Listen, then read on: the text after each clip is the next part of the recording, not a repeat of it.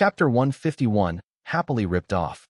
The few days after the meeting saw a lot of movement in Juris City and the surrounding lands, where the Patriarch began urgently summoning all of them between the 8th and 10th levels, and their age is less than 50 years, and whenever 100 of them arrived, they are sent to the warehouse that contains the Metal Oath Pyramid.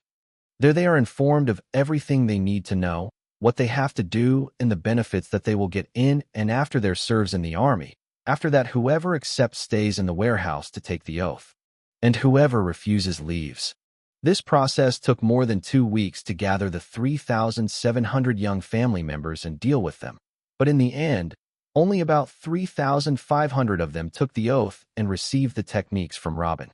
As for the rest of the 200, they refused and gave different reasons. Most of them said that they intend to go out to see the world for themselves and did not want to be bound for a century, and Robin didn't blame them at all, since he himself made the same decision in the past. As for those who remained, 2,500 of them chose direct confrontations. They chose the major heavenly law of fire. As for the remaining 1,000 individuals, 200 of them chose the darkness major heavenly law, and 800 chose the wind major heavenly law. After getting over with the daily meetings with the young members and distributing the techniques to them, Robin would head toward the academy to raise the ability of the 50 rune masters who will accompany Billy on the mission of supporting the new army. It wasn't hard to find 50 masters of talismans who could draw a fire explosion, darkness, and vitality talismans after all those lectures that Robin gave them while teaching Mila and Zara. However, he asked that they stay for a while to review with them what they should do during the incoming 4 years and to raise their ability as much as possible. And after 10 days of the meeting, they set out towards the new lands, accompanied by Billy and General Edward. And after this and that, Robin comes home every night and tries to find a way for Theo to communicate with his new 200 followers. The main idea has been in his head since Theo pointed it out that day. It's the transmission of information directly through the soul. Robin has already made great strides in this field, and now is the time for humans to be able to transfer information between their souls and ignore any middle route. After 2 weeks from the meeting, everything went back to normal. The elites of the Burtons went to the military barracks and closed their doors to try to understand the techniques they acquired. The runemasters left, and this gave Robin more time to study. After 2 more weeks, Robin, Sage Albert wants to speak with you. Mila knocked on the door and went straight into Robin's room with a sound ring in her palm. Robin quickly picked it up and passed in his energy. Haha, you are too late, Your Highness. I thought you would never reply. Why did you wait almost a month for your reply? A cold voice replied to him. The methods to make the talismans of the fire explosion, darkness, and vitality, and the method to construct the furnaces you use to produce your categorized weapons. Robin's smile disappeared. Of course, he knew what Albert meant. Don't you see that this is a bit too much, Your Highness? Do you think this is a joke? You don't know what situation you are putting me in. You want me to help you exterminate 2 families that have served the kingdom for thousands of years. Do you know how tough and hard a decision this is? And if the news leaks out and others know that we are involved in the matter, the reputation of the royal family will be greatly damaged, and we will lose the loyalty of our subjects. I will not accept to negotiate the price in the slightest. Albert replied strictly. You can decline the request if you think it is that horrible. I will not force you. You know. Robin replied after a few seconds. All right, you win. How do I let this opportunity go to one of the Duke's families? Of course, I will help you, but at the price I mentioned. Albert laughed out loud after Robin replied, knowing that playing the victim wouldn't work. Robin rubbed his forehead for a few seconds. This was more than he thought. The way to make the furnaces is very complicated. Only I or my adopted daughter Zara can make it. Listen, I will give you the methods to how to make the 3 talismans, but I will only give you 10 already made furnaces to use them as you see fit. 50 furnaces. Sage Albert replied. The level 6 fire explosion talismans, the 5 seconds darkness talisman, the 10 days vitality talisman, plus 15 modified furnaces. This is my last offer.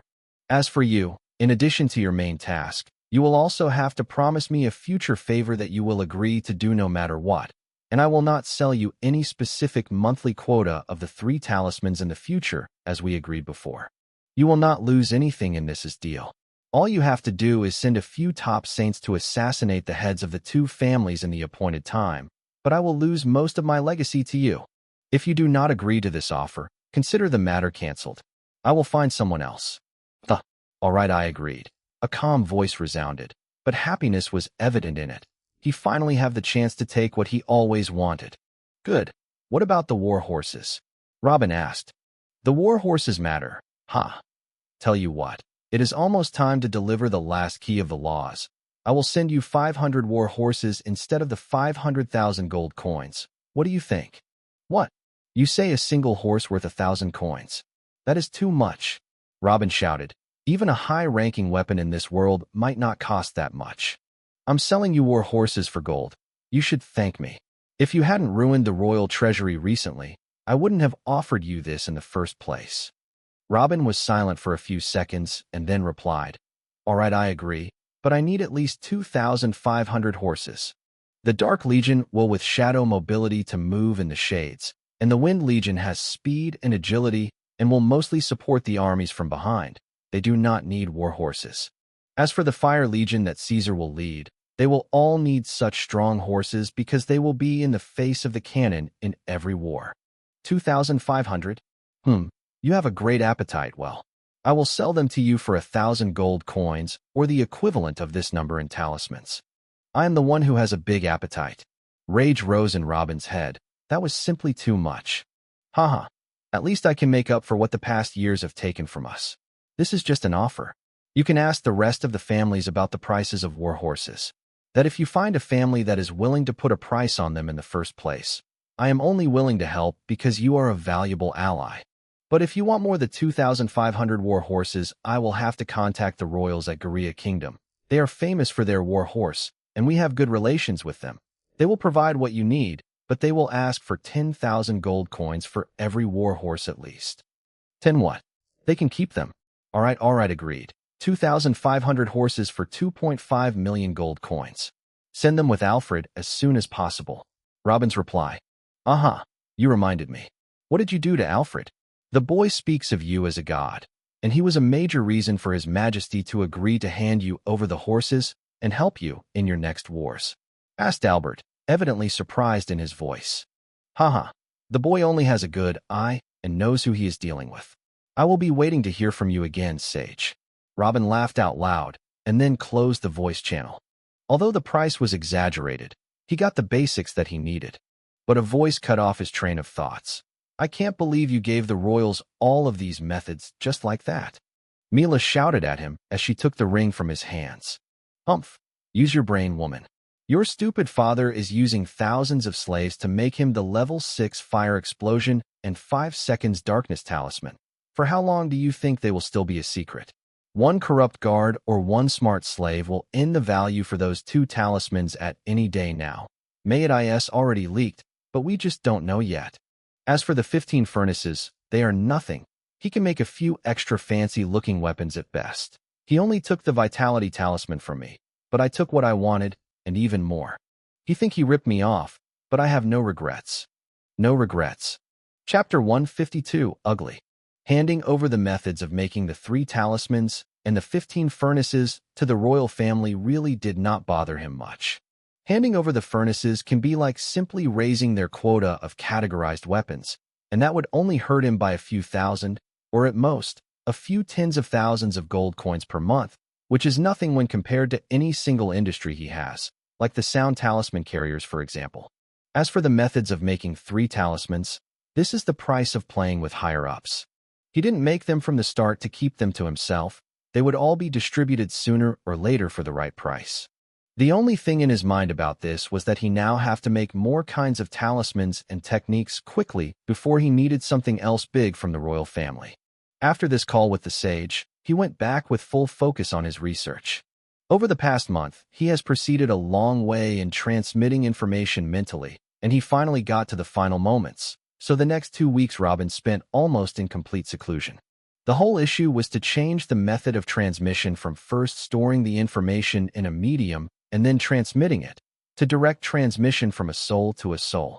And although it tired Robin somewhat, It was only routine steps that Robin had thought well before he started in the first place. So at the end of 2 weeks, Robin succeeded in creating a technique to communicate between souls directly. The technology has a few minor problems. First, they targeted individuals who will receive the soul message have to be in the scope of the soul sense of the transmitter. Direct long-distance soul messages is impossible. The other, and most importantly, it drains a great amount spiritual power when used. It is not like a medium equipped with seals, spiritual strength, and natural energy and ready for this particular task. The entire burden is on the soul of the person who sends the soul message, so it is useful for saying a piece of information or a very small conversation, which cannot be used for a long talk, let alone passing techniques. However, he was very satisfied with it, and he did not come out directly from his isolation after that. He taught those around him not to disturb him until the knights and saints return from the new lands. And after a month and a half, no one has returned yet. The issue was a bit unsettling, but there was no need to worry about a group of saints and high-ranking knights, so he didn't think a lot about this. At that, he set out on the next most important research, the Burton family's existing elites technique. Previously, he had asked the patriarch to send a copy of the law techniques owned by the family, and it was finally time to open them. The patriarch sent 3 first-grade techniques, those 3 given to those who don't have much talent from the Burton family. They are most likely not going to reach knighthood in their lives anyway, so there is no need to spread the second-grade techniques among them.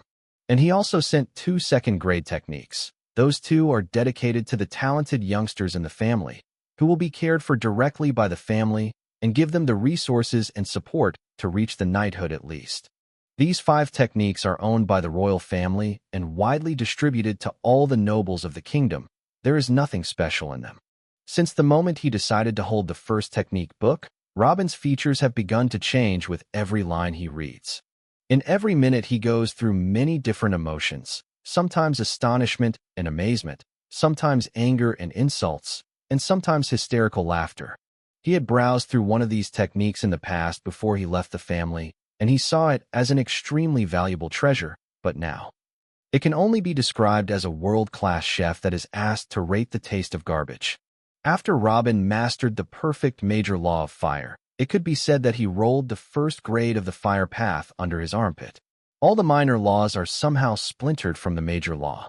But by reading these techniques, he was hardly able to determine which minor law they were talking about, even after reading the books more than once. They are so distorted that they are so ugly, especially the 3 first-grade techniques. It is simply impossible to make the second degree of these laws based on what he sees in the first grade. It would be like building a castle on quicksand. The same is true for the second-grade ones. The amount of distortions in these techniques makes progressing from one level to the next one within the sainthood extremely difficult. The chance of reaching level 27 is basically non-existent. In fact, the breakthrough of Patriarch Brian to level 26 is already a miracle and proof of his rare genius. As he flipped through the book in his hand trying to understand what it leads to, a voice came from outside. "Sir Robin, the knights and saints from our new lands have arrived. They are now with the patriarch." Robin quickly closed the book in his hand and let out a long exhale, as if he had found an excuse to get away from this ugliness. Then he took 2 scrolls into his pockets and ran out. On his way out, he told one of the guards to summon Theo for him to go immediately to the patriarch's office, and then continued on his way. "So you are Robin. This is the first time I've seen him, too. Haha, our family is blessed that you were born among us. Robin, this is your Uncle David." Welcoming words and smiles filled the main hall of the patriarch's building after Robin arrived. 5 saints, including Billy and the patriarch, and about 15 high-ranking knights gathered around Robin after he entered and began exchanging compliments. All the people here are the pillars of the Burton family. They all know who Robin is in the family and what his role is in everything that happens around them, even though some of them had not seen him until this moment. When he was young, they did not pay much attention to him. Only the patriarch and a few knights were interested in the new talents. And after he grew up and ignited the fuse of the Dolliver War, they were sent to Dolliver before he returned to the family. They fought there before they saw who are they fighting for. The courtesies lasted for about half an hour, until finally, Robin pointed toward the seats. "Uncles, please, I have something to speak with you about." None of them felt strange that Robin was telling them what to do. They had literally just come from the lands he had won for them. He waited until he took his seat, then said, "I will get into the point directly, and please do not take my words as an offense. During the past period, I have found many problems in the Burton family, and I have worked hard to solve most of them. But there is one problem that still worries me. It is you." Those present looked at each other in astonishment, not knowing what he was talking about. Does he mean that there was a traitor? Let me explain more. The biggest problem in the Burton family now are the heads. We don't have enough saints. Without saints, we will always need outside help in any war. Because we can't take family lands by military force while they have high-level saints wandering around freely. In that case, we will live our whole lives in fear. At last, they understood what was going on, but not what he wanted of them, until David spoke. "Haha, you didn't ask us to come today to scold us, right? I scold you. How dare this little one?" Then he took a scroll from his pocket and laid it out in front of them. "Please touch it with your spiritual sense." Without further delay, they all did so. Except for Billy and the patriarch, the rest closed their eyes as if they had fallen asleep. "Isn't this the energy cultivation technique? What are you going to do?" Billy asked, surprised, but found no answer. Robin remained silent as everyone started to open their eyes one by one and looked at each other in amazement until the last of them opened their eyes. Robin spoke again. "Starting today, you no longer need to supervise anything in the family business or military-wise for the next 4 years.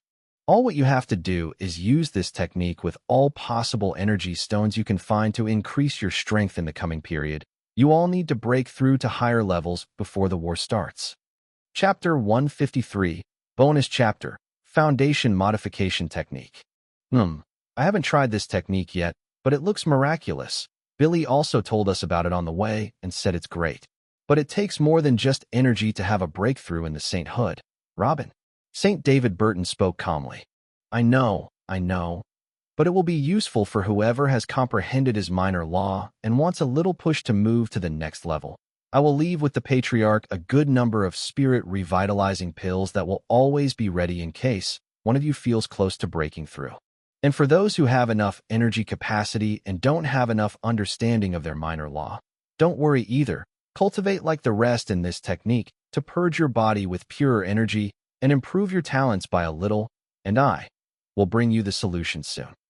The patriarch was already very happy about the matter of the spirit revitalizing pills, but he quickly stood up at Robin's last sentence. You are saying you have a solution to the problem of comprehending the laws. What is it? How do you solve that? Robin looked at the patriarch and shook his head. Honestly, I don't know yet. The problem is that everyone here has built their pillars using these already flawed techniques, and we can't wait for the new generation to grow up to have saints from them. It's inevitable to try to find a solution for the current generation of saints and senior knights. But it is okay. I have enough confidence that I will find something very soon. Flawed techniques? Talking about the techniques they cherish as trash had a stinging taste in everyone's mouth. They are flawed to the point that they are making me sick. Robin replied with his usual bluntness, then continued. Now excuse me. I will go back to find a solution for you. Please don't be too lazy with your training. Then he turned and closed the door behind him, leaving behind a hall full of bewildered old men. The first thing Robin saw when he came out of the patriarch's building was a long-haired figure dressed in black and slightly bowed in his direction. It was Theo. Robin didn't stop upon seeing it, but took out the second scroll from his pocket and threw it toward him, saying, Wait when you get home and pass your spiritual sense into it. This is a multi-use scroll. After you've learned it, teach it to your fellows of the Dark Legion, and then send it to Peon to teach it to the Wind Legion. Then let one of you keep it safe with him until he returns it to me when the opportunity arises. Theo didn't understand what that scroll contained, but it looked so precious, so he picked it up anyway and kept bowed slightly over until Robin passed in front of him. Then he disappeared silently in front of the guards as if he was never here. Robin's road to his palace took more than twice the time it supposes to be, and after he reached the palace and the guards bowed in front of him and opened the gate for him, he turned and moved quickly outside the administrative area, heading to Uncle Tim's restaurant. His visit this time was not to celebrate or entertain a meal like every time. Rather, he consumed a few bottles of aged wine before leaving for his palace. He was psychologically preparing to return to his newest fear. Although he had previously thought that dealing with laws directly would be the easiest type of research for him, he realized the extent of his mistake after reading those techniques. Dealing with these techniques is a nightmare. But he realizes that it is inevitable. All the knights and saints of the family use these techniques, and he must find a solution to it, or else the family will live for decades without heads. And with this, another 2 weeks passed, announcing the passage of the first year of the agreement with the dukes. To reduce the search, Robin ignored the 3 laws of the first level for the time being and decided to only deal with the 2 of the second degree for now. And after each examination session in one of the 2 techniques that last for less than an hour, he gets up and breaks something in the room or vomits or screams at the top of his voice, cursing the ancestors of the person who made these techniques. But he quickly calms down when he remembers that they tried as hard as they could without the eyes of the truth, before another cursing session began an hour later.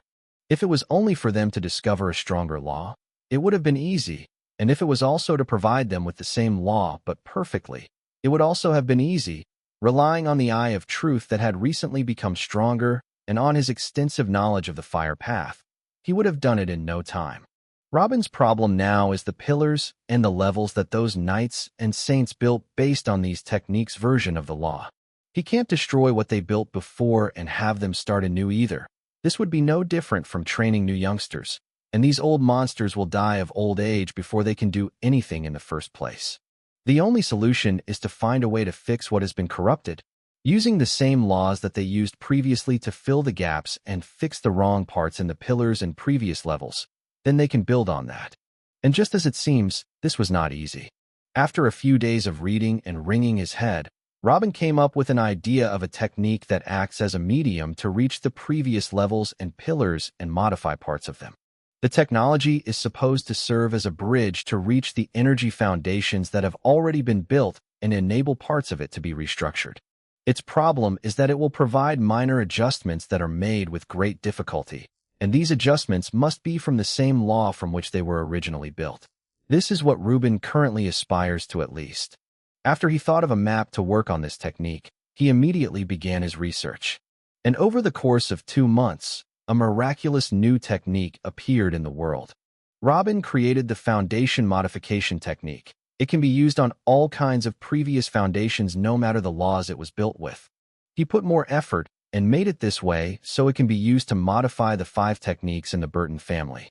He made it with lazy thoughts that wouldn't have to fix every one of them by itself. But that's what made the technique even more valuable.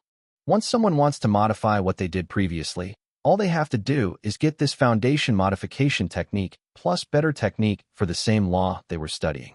Immediately after he finished it, he started at the part he liked, creating perfect techniques for the 5 minor heavenly laws. The first 3 of them were easy. In a matter of days, Robin and Aged to create their first grade technique. As for the other 2, Robin has taken them all the way to the 2nd grade. This was the first time Robin had written the 2nd grade of a law, but the fact that he had the previous technique helped him find his way more easily, and also that they were just minor laws of the lowest kind. It didn't take him long. The old techniques were a mixture of different minor laws from different paths, but they were dominated by the character of one fire law by 70%, and this law is what Reuben focused on. Within only 1 month, the 5 laws were processed. Chapter 154, First Words. The Patriarch Building, Main Hall. After Robin finished writing the 5 minor law techniques and the foundation modification technique in multi-use scrolls, he went to the Patriarch and told him to summon all the saints and senior knights. Then he sat down with him to wait for them. Uncle Brian, did you prevent the residents of the Duchy of Everin from attending Jura grand auctions as we agreed? The Patriarch nodded. I announced it 2 months ago, and what we expected happened. They closed the borders with our new lands. They are now completely isolated there. Was there a reaction from the royal family? Robin asked. The worst-case scenario that was predicted has already occurred. Yes, Prince William contacted us to find out why we prevent the Everins from participating in the auctions. And when we told him about the weapons tax they imposed on us in entering and leaving from our own lands, he told me that he would try to mediate. But to no avail. They still insisted on the tax, and even raised it to 15% of the all weapons, as a punishment for our decision to ban them from auctions. The patriarch shook his head. Robin chuckled. They can even ignore the royal family to such a degree? As expected of the most powerful duchy in the Black Sun. Well, let's play till the end and see who establishes his word. What about our 3 special forces? Their field training started yet? The patriarch shook his head again. They are all still secluded as well. I think it will take a few more months to comprehend such a technique. Then I have plans to send them to the Beast Zone for their training. You don't need to worry yourself about them. In the span of another 2 hours of awkward silence, all the high-level knights and saints were gathered. They had all been in training seclusion for the past 3 months, and Robin even found that 2 of them had managed to break through from level 19 to level 20 already. And some other knights were about to start trying to break through to level 20 as well, and it was all thanks to the energy cultivation technique alone. Regardless of gaining power, winning the incoming wars and so on, each breakthrough equals extra years in their lives. And for those old monsters, that's more than enough motivation to do their best in training even more than the young generation. So when the patriarch summoned them by saying that Robin wanted them in a hurry, they immediately left what they were doing and came. Please, all of you, insert your spiritual sense into the scroll bearing the name of the minor heavenly law with which you built your knighthood pillars. Robin spoke after he unfolded 5 scrolls in front of him, completely empty except for a few words on top of each of them representing the name of the technology inside. And now, after also following Robin's words and injecting their souls into the 4 scrolls, they fell silent for a few minutes. Then, beautiful. So this is what a real law technique looks like. One of them was enveloped in tears. He started regretting every second he spent cultivating his previous technique. Is that really the same law I was studying? Sigh, another shook his head. Robin, why are you showing us this now? Billy asked annoyingly. They can't change everything they've been doing in their lives now, that simple. They should follow the same technique. Even if it is bad, it is still what they have. Robin didn't reply, but rolled another scroll. Now you all inject your souls here. After a few sighs, they all started to pass their souls in the last scroll as well, not expecting anything this time. The enthusiasm they had just before dissipated after seeing the perfect technique of the laws they had been using all their lives. After seeing them, they feel that they want nothing else from this life but cultivating these precious techniques. But they knew it was too late. It was really an ugly feeling to see something you want and have it in your hands, but still, can't use it. A few minutes later, a shout rose suddenly. Impossible. The first person who opened his eyes let out a loud shout and stood up in a hurry.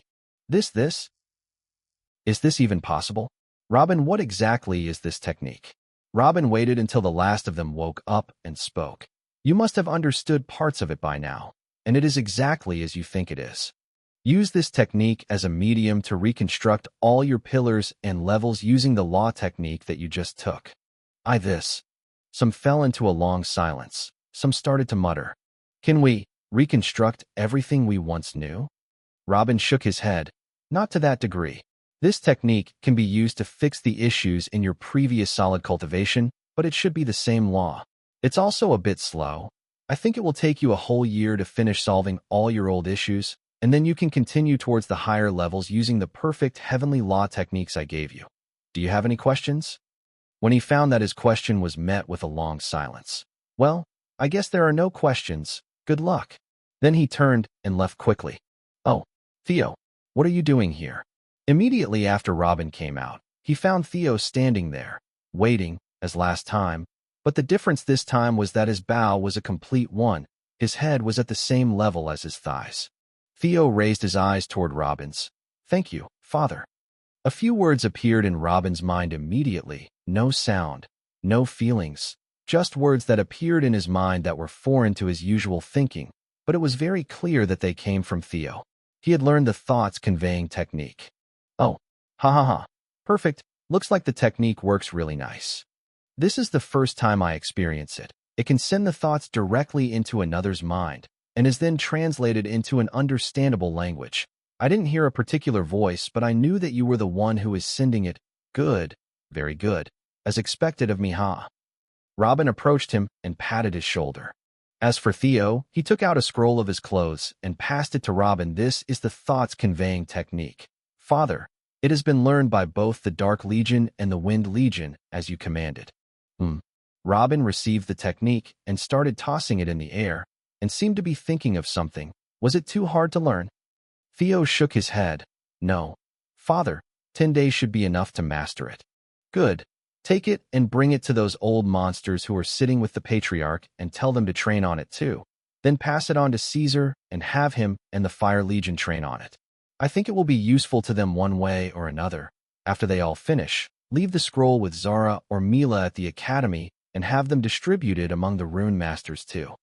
Yes, Theo nodded and bowed again and started walking towards the Patriarch's building, while Robin headed for the academy. Chapter 155. Hello again. Another year passed quickly. Everything is suspiciously calm. It can only be described as the calm before the storm. The big moves and the mobilization of the armies of the Duchy of Alton and the Duchy of Bradley were very clear and attracted the attention of the entire kingdom there. But no one succeeded in understanding what was happening. Only rumors flying about an imminent huge war kept everyone in a state of anticipation. The return of the elders of the Burton family from the new lands and their sudden disappearance behind the closed doors did not go unnoticed either. The city became full of nobles and spies, and what happened was easily monitored. Since the return of those elders, and for more than a year now, no one has seen them. Except for the young Saint Billy and Patriarch Brain, who would appear every now and then to sign a paper or visit the army site before disappearing again. Even the auctioneer is a saint of the Bradley family, and he is sometimes helped by Mila Bradley when a problem arises. A huge financial institution of this size that no one from the Burton family supervises. All aside, the Duchy of Evern has been actually the most active one this year. After the Burtons ignored their threats to close the border with their new lands and continued to prevent them from auctions, they went crazy and even closed the border between them and the Duchy of Alton as well to make Duke Raymond Alton pressure the Burtons to accept his terms, but to no avail. They sent envoys to the Burton family. They were ready to go back to the original 10% and forget about the 15% increase, but no one was received by their envoys. They sat with old knights of level 12 and then left with their faces burning with humiliation and anger. As for Robin, after completing the foundation modification technique and repairing the law techniques that were used by the family elders, he went back to what he was doing before, moving between the Grand Library, assisting the rune masters, giving lectures at the academy during the day, and researching at night. It would not be an exaggeration if Robin said he had read more than a quarter of the Grand Library by now. Although the Burton family library was by no means the largest of its kind, his general knowledge has increased dramatically. As for the rune masters, their number currently reached 221 even without the 50 inscription masters who went to the new lands. However, the year saw a noticeable drop in the number of applicants to work for the Burton family, especially after Robin announced that he only needed young men with strong souls and stopped hiring older knights. Although their large number has assured the needed talismans could be completed before the war began, Robin was even more busy helping them. This is because Billy took almost all of the gold reserve from the family on his last trip to the new lands and left the Burton's treasury nearly empty. So aside from the talismans that are sold monthly at the auctions, he started selling other products to fill this money deficit, such as empty thoughts conveying scrolls. But these scrolls were further modified to emit a slight glow on a seal over them as long as their content was still intact. And if someone read it, the glow would be nullified and it would turn into a normal scroll. Messages between the high-class nobles and each other and the transmission of important information and written contracts were always fraught with danger, and a scroll like this assures that the message had not been opened before and that it really reached its destination would save them from journeys of their own to exchange any kind of written information. So Robin started selling this kind of empty scroll for 5,000 gold coins each. He also started selling the thoughts conveying technique itself within a single-use scroll at 30,000 gold per one. After it is transferred to the person's mind directly, he will not be able to teach it to anyone else easily, unless he is a researcher himself and can rewrite everything from the beginning and teach it to whomever he wants. Even if this happened, it will take years, and Robin will have achieved the desired profit from it by then and found something else to sell. This technique was a miracle for this world, and its deserved price is much higher than this. But because he sold it at this price for one person, the royal family alone bought 30 scrolls for nearly 1,000,000 gold coins to give them to their high-ranking princes and elders. Profits from these two products, in addition to a marked increase in sales of the one-slot oath tablets, the family treasury was finally revived, even after paying the royal family 2,000,000 gold coins for the war horses. As for at night, he would return to his research, specifically research on the major heavenly law of life.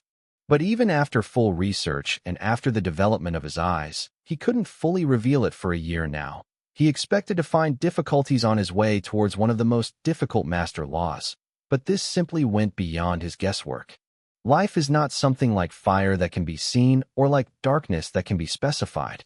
It is something that exists in all beings without a doubt, but you cannot point at it and say that this is the law of life. Humans, plants, and animals are alive. But what makes them alive? What makes them lose this quality later? Was it the heartbeat? Mental activity? The soul? During the year, Robin tried to go out on his own for a few weeks at once when he felt he was about to make a big breakthrough. But in the end, nothing happened. He actually grabbed a few keys to the law after all these attempts. But every time he tried to go after one of them, he would find the path blocked. According to his current estimation, he needs at least 10 additional years to complete the first grade technique of this stubborn law. But today, while he was alone trying to find solutions to the law as usual, a bright light shone in the room. Strands of light began emerging from Robin's head and forming in front of him 2 meters away in a human form. Everything took less than a second. Finally, the humanoid figure opened his eyes and grinned. "Hello, boy." Chapter 156. I need your help. The all-seeing God. Robin quickly stood up when he saw the humanoid light in front of him, and then began to look around him, narrowing his eyes trying to see if something changed, until he saw a fly buzzing freely. He returned to look at the humanoid light in front of him. Why didn't the law of time stop with this visit too? The all-seeing God figure started chuckling. Ha! Do you know how many thousand years of cultivation effort has that little bit of time stopping act took from me? I did it back then because that law of death has already started to effect on you, and I wanted to extend your life till I decide what to do with you. Do you think I would do it every time as a kind of show? Really? Oh, by the way, you are welcome in my humble place. What can I do for you? Robin replied at a slow pace, his eyes not moving from the humanoid light even for a moment. Would you stop using the eye of truth on me? You will only tire yourself out for nothing.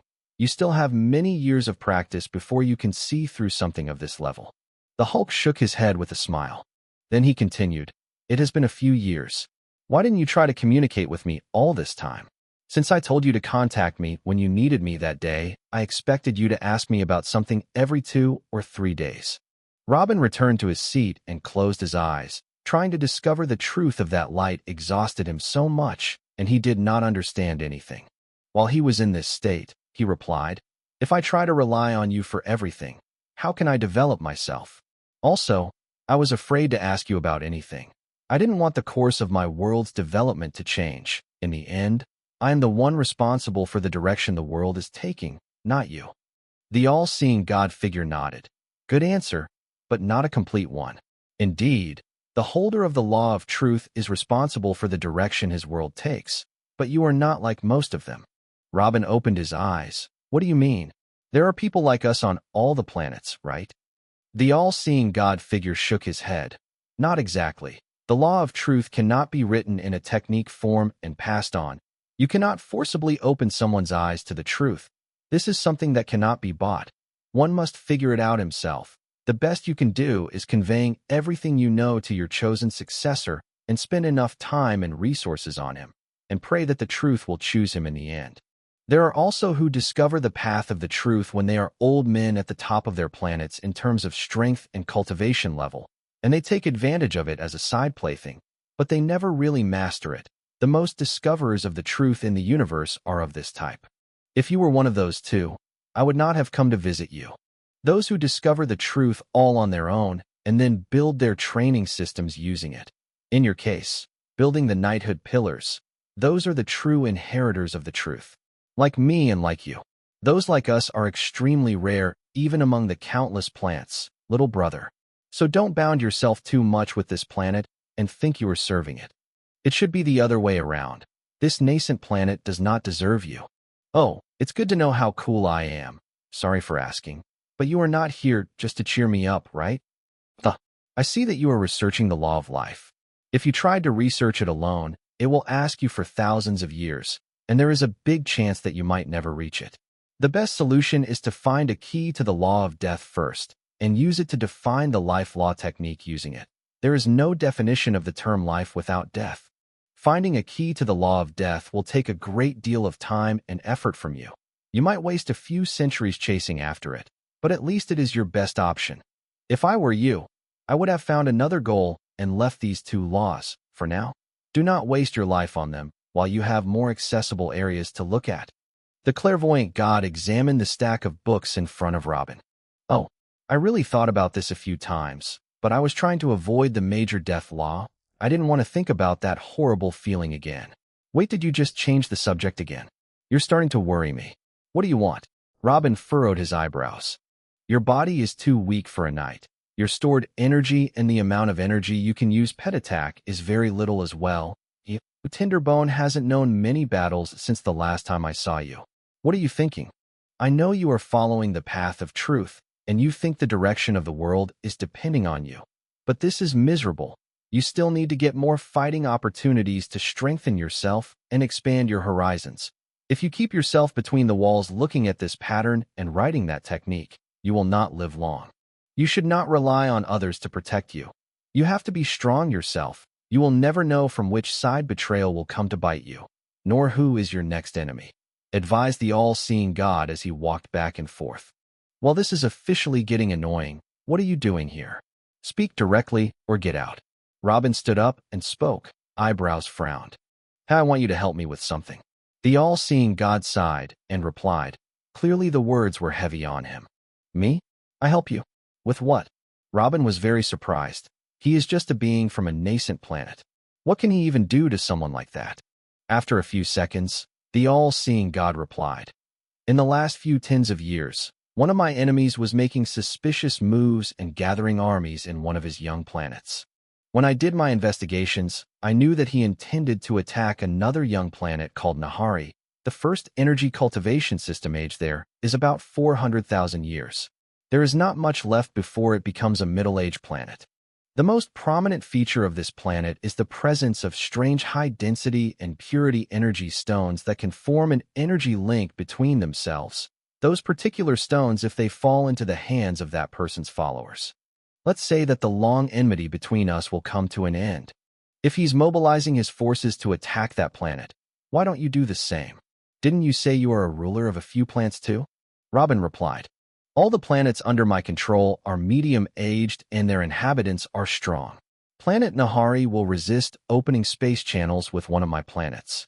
To enter a planet, the place you came from must be within the range of young planets as well, and that ranges from 0 to 500,000 years only.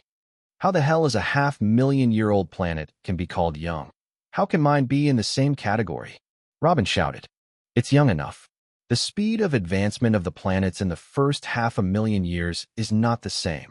Do you think all the planets have monsters like you? Here in a 60,000 age plane, you have already discovered the first stage of a few major laws. Many of the plants that have a cultivation history of 300,000 haven't got to that point yet. Tell me which planet is more wronged here. So what would you do if you knew that the middle age group of the planets ranges from 500,000 to 100 million of years of cultivation history? In any case, the planets have their own weak consciousness and will not allow beings from planets much older than them to enter and destroy their creatures. That enemy of mine, unfortunately, has planets in the young age group that Nahari is in, but I don't.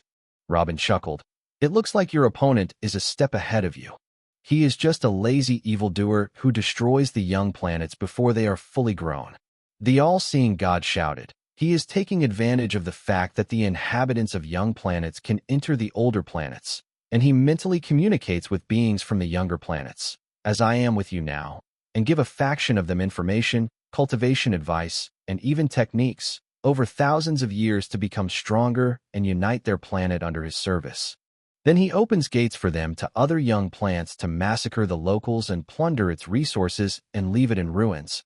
Then his followers send what they looted to under his feet on a golden plate. Those who manipulate to destroy the young planets in this way are trash with no honor. Chapter 157, Mission Impossible. But honestly, it is still a clever move if you take out the morality of it. Since the inhabitants of the younger planets can go to the older ones, he can run a few planets as his war dogs while giving them a bone every once in a while. With this kind of farms in the younger, weaker plants, why would he bother with the stronger ones? Robin nodded, then asked, so, what do you want from me? You didn't come here because I'm from a young plant and can go to Nahari, right? You don't expect me to take my family's army and go fight that rival of yours and take the planet before him, right? You just said that the planet Nahari is about 10 times the age of my planet and its inhabitants don't even need to absorb energy. How strong an army needs to be to take down such a planet? I'm here still struggling in the war against a local fart named Tai, for God's sake. You must be delusional if you think I will fight in this. The all-seeing God quickly shook his head. I don't want you to confront him directly. Just listen. Planet Nahari's local inhabitants are very strong, and you can't use your family's army against them. Even if you united your whole planet and empowered them for a few centuries, you most likely wouldn't be able to invade a quarter of that planet. That guy would usually do the same with this new planet, and try to gain their trust and loyalty over a long period of time until they send their resources to him directly. But he wants those resources as quickly as possible, and he wants all of it, and he knows that I will try to do something to stop him. That is why he is preparing for a huge war that will eliminate the local inhabitants completely and plunder Nahari clean if it goes according to his whim, and I can't afford for things to go down that path. That planet, due to its size and resources, has a large population, and they are still distributed in the form of tribes with no countries or kingdoms. So many tribes, and many of them are similar in strength and do not trust each other. That is why neither he nor I will benefit from trying to make one of the tribes work for us with some temptations. Each tribe is just a drop in the sea. And honestly, I tried to appear to some of them in this body to communicate with them and warn them of what was to come, but they called me a demon and ran away. They are not very smart. The only solution I have found is to find a way to quickly make those locals stronger and alert them about the coming war with a reliable information source so that everyone listens to that source and gather around it. And they themselves defend their planet and not let it fall into the hands of that person, and I want you to take over this task. Robin rubbed his forehead for about a minute. You want me to go to a huge planet full of strong, ununited locals, make them stronger, make them trust me, unite their ranks, and make them soldiers for you? You ask for too much, big brother. I'm nothing but a child in front of everything you say. I only want to research in peace and develop this plant as much as I can before I die. And also, I'm not your subordinate. The all-seeing God quickly replied, I have hesitated a lot to come to you because I know how difficult my request is, but you are the only person I know from a young planet, and you have the law of truth. Who could be better than you for a task like this? Those resources must never fall into the hands of that person, Robin, or I will receive a targeted blow that might end my life. Also, I don't want them to be soldiers for me, as you say.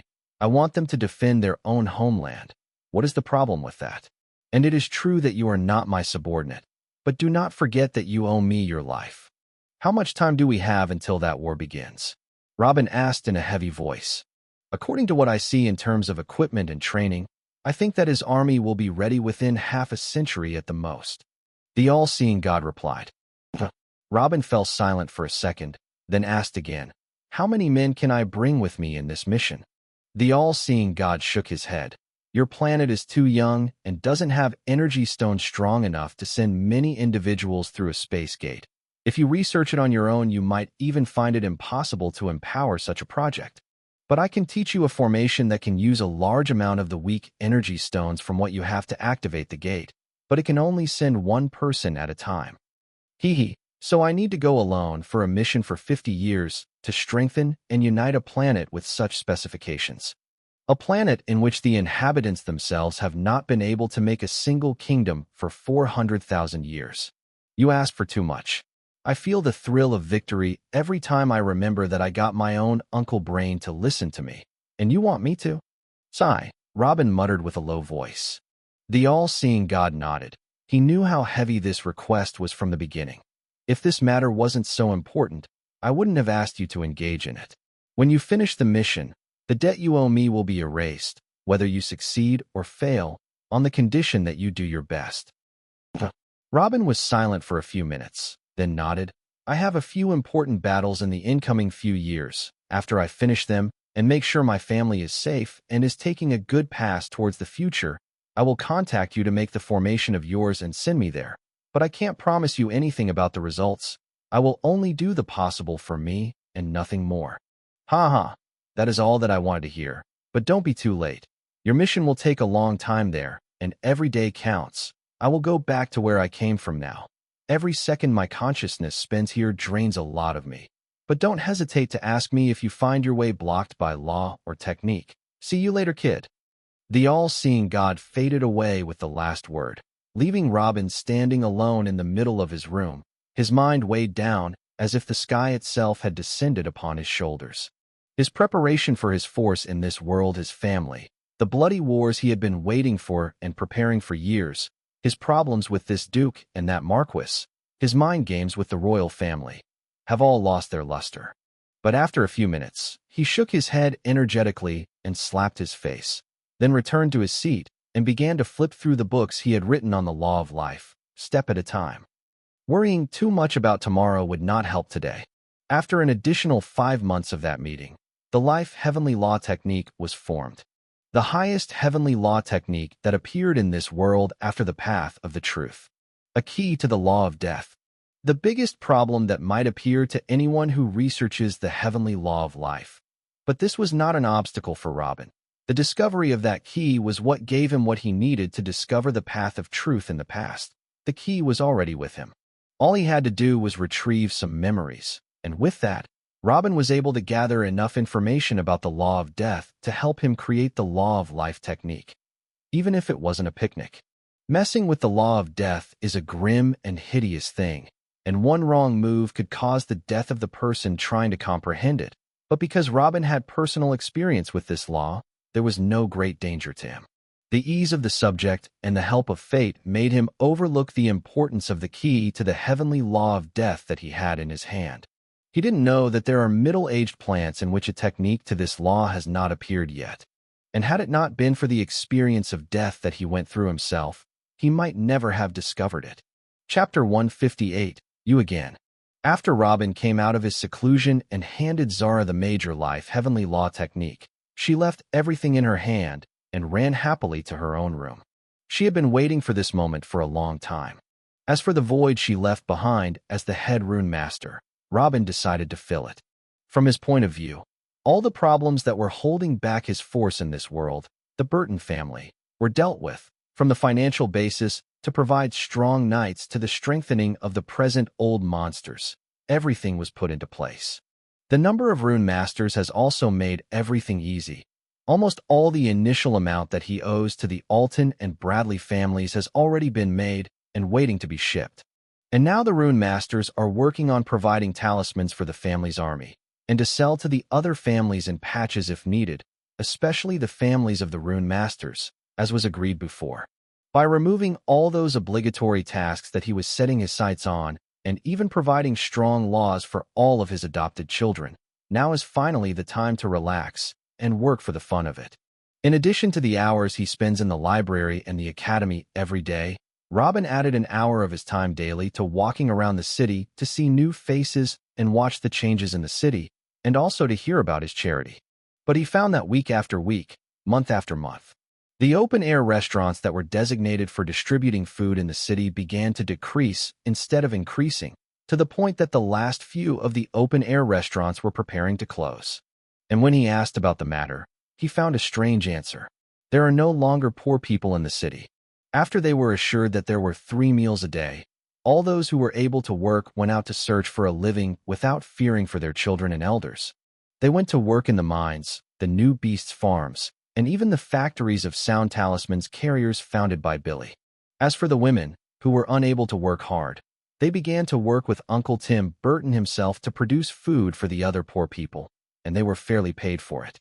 Little by little, no family in the city was left so completely destitute that he could not provide for his daily food and basic necessities. Now, almost only the young orphans use it. Because of this, Uncle Tim asked those in charge of distributing the monthly quota to reduce it from 20,000 gold coins to less than 1,000 gold coins. When Robin heard this, he couldn't believe it.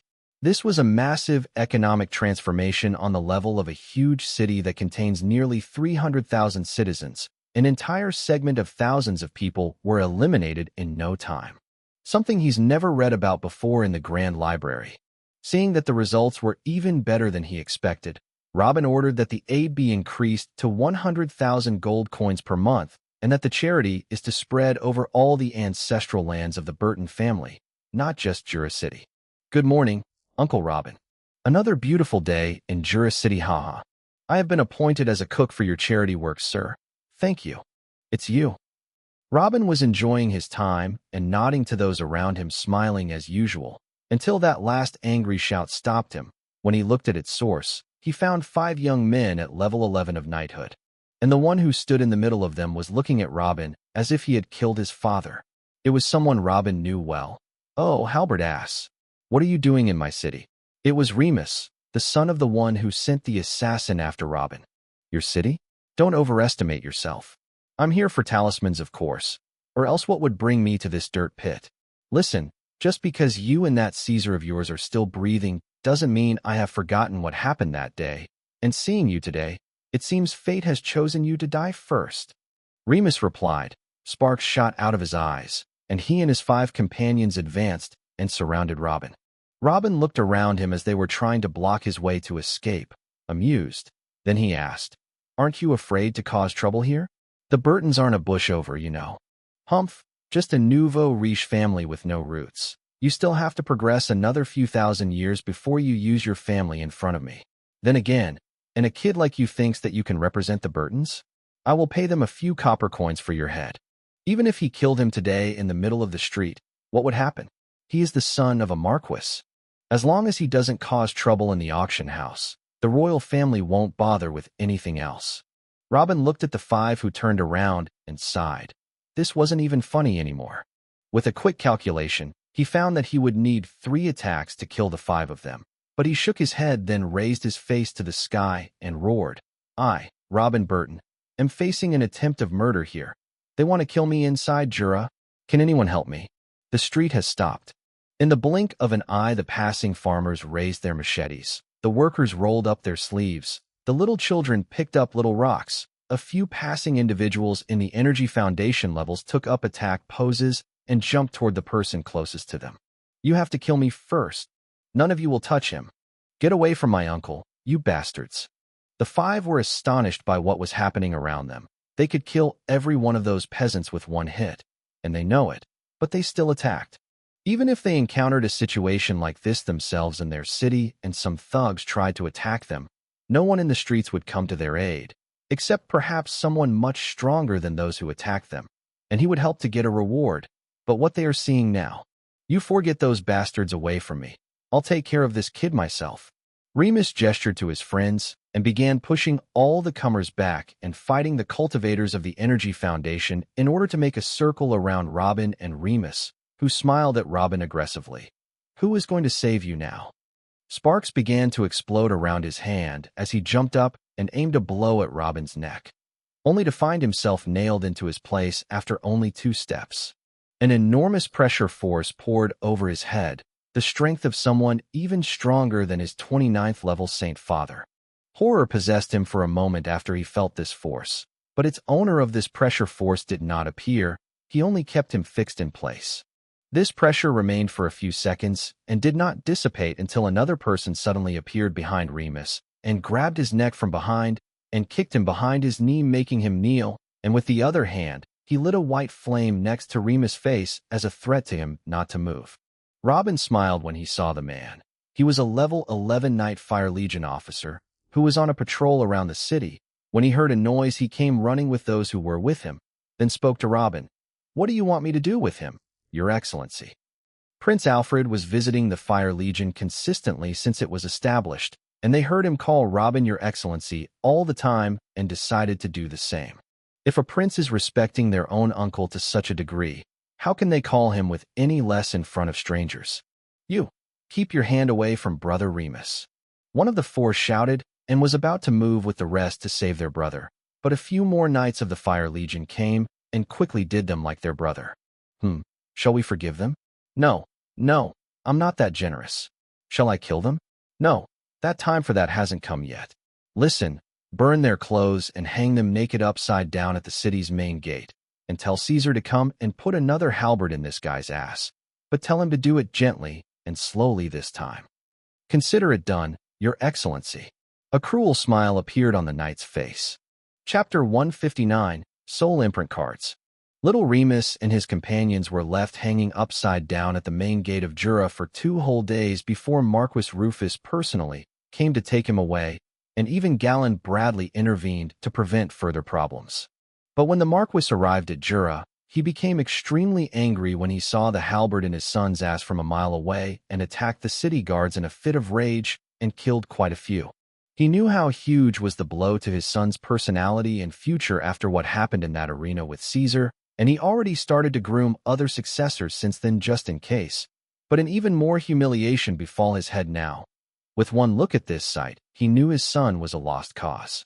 After he took his son and left, the Burtons send out a formal announcement that this isn't the first time the Marquis and his son tried to kill one of their own, and that they had enough and won't stay silent anymore in front of this injustice. With this, and due to the attempted murder of Robin Burton and the attack on the Jura city guards, the Marquis family was prevented from attending any future auctions in a public, humiliating manner.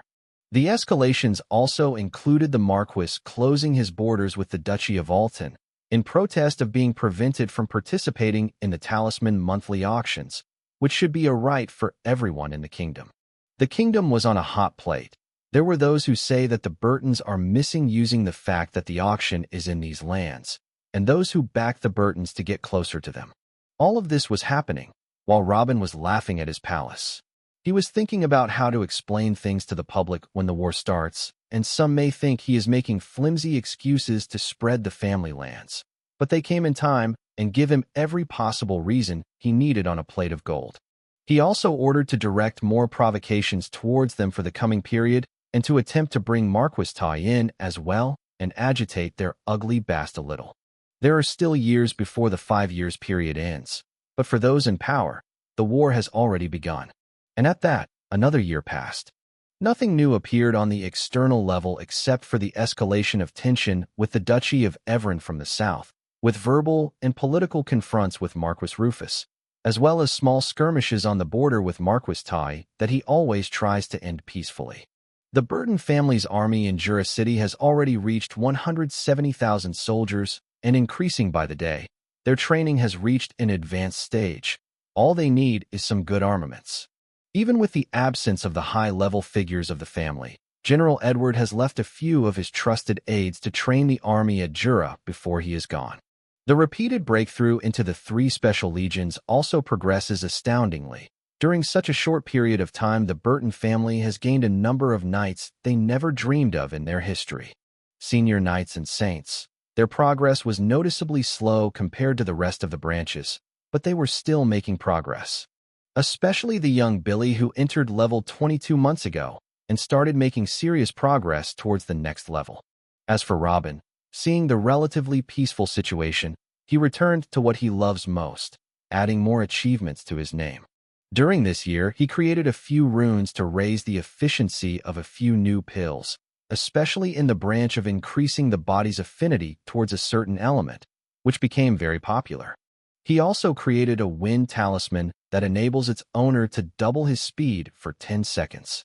He made 3 versions of the wind talisman, the first for use by those in the Energy Foundation, the second is for the knights, and the third for the saints, and all of them gained instant popularity and were sold at astonishing prices. He also raised the power of the darkness talisman and made it 3 versions just like the winds, so that the third version could even deceive the spiritual sense of saints for 5 seconds. The first version of the Wind and Dark talismans was already taught to the rune masters and began to be mass-produced. The second version of it could only be made by Mila and a selected elite of the talisman's masters.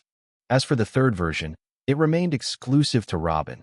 He only makes them for the purpose of selling them in auctions for tens of thousands of gold coins per one. And most importantly, the soul imprint card was made.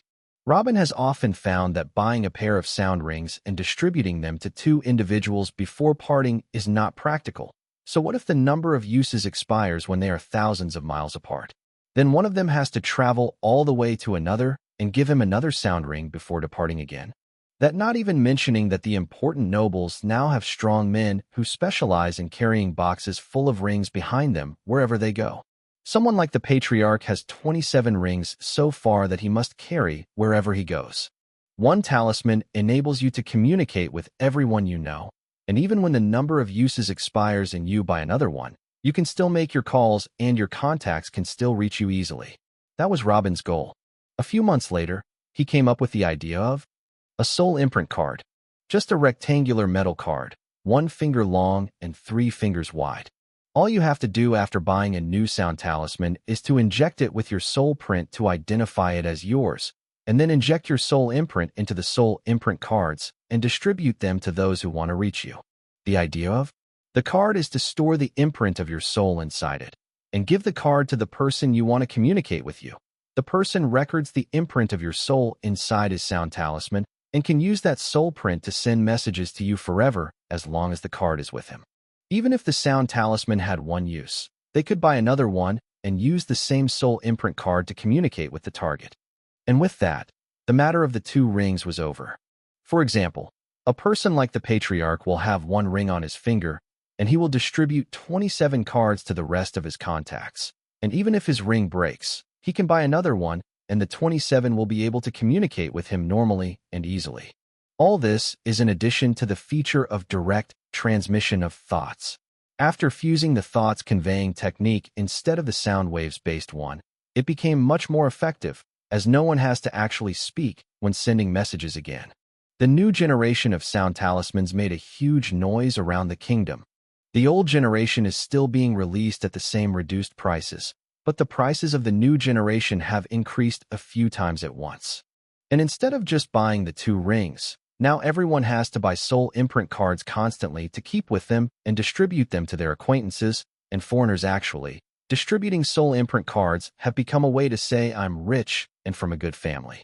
Now it has become one of the successful forms of flirting, and the young masters are running around distributing their soul imprint cards to beautiful girls.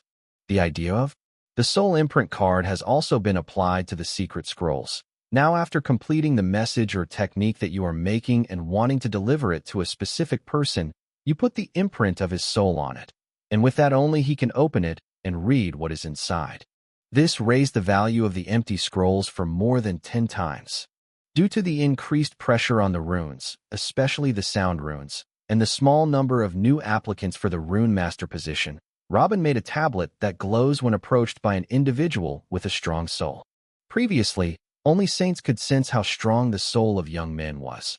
But now with a few scouting tablets made by Robin, many expeditions began to spread around to search for young talents among the residents of Jura and nearby cities and recruit them for the academy. This year was undoubtedly one of the most productive years in Robin's life. However, the 0 hour is getting closer and closer, and the calm is about to end. Chapter 160 Heal. After another 3 months, Zara has finally completed her first law of the life heavenly law and is out of her seclusion as a knight. The almost 17-year-old Zara is now one of the youngest knights who have ever appeared in this world, even with the fact that her training has been delayed for a long time until Robin brought her the life heavenly law perfect technique. On that same day after she built her pillars and went to tell Robin about it, he didn't order a celebration for her, and she was actually not excited either, but nervous. The first thing he did was that he ordered for Pion to come and meet him at once. After he arrived, Robin made him sit on a chair in front of Zara and take off his mask to show a hideous disfigured face in front of them. And without any further discussion, Robin looked at Zara and said, "You can begin now." And Zara knew what he meant. She exhaled deeply. Then she raised her hand tensely and placed it on either side of Peon's disfigured face, and a green glow began to radiate from her hand. After about 6 hours in the same position, Zara removed her tired, shaky hands and put them on her own eyes as she started crying. I'm a failure. I'm a failure. This law technique is wasted on me. She has been trying to treat her brother's face all this time, and for the 6 hours she did not remove her eyes from his distorted face, afraid that she would miss a detail. But even till she ran out of energy, no miracle has happened. Failed at what, little sis? What was going on? Peon asked as he started to put on his mask again. Though he didn't understand anything about what was going on for the last 6 hours, he only did what Robin told him to do and nothing more. But seeing his little sister behaving like this broke his heart. Wait a minute. Who told you to wear your mask? Haha. Go and look in the mirror. Robin took the mask from him and pointed towards the mirror in the room. Again, he didn't understand what was going on, but he did what he is commanded anyway and headed towards the mirror. But after he took a few steps to the mirror, he was nailed in place in front of it, and a thread of tears started to fall from both of his eyes. Because Zara was focusing on his face the whole time, she didn't notice any change as it was happening too slow. But he who remembers how he was before and sees how he is now can easily spot the changes. Though he is still full of injuries and missing parts, his face was nowhere near how it was in the morning. Ha ha ha. You silly girl. When you work, you should put your feelings aside. Your mind was too busy that you missed what is happening in front of your eyes. Haven't you noticed the new facial cells growing all that time? Robin went to Zara and patted her hair. Huh.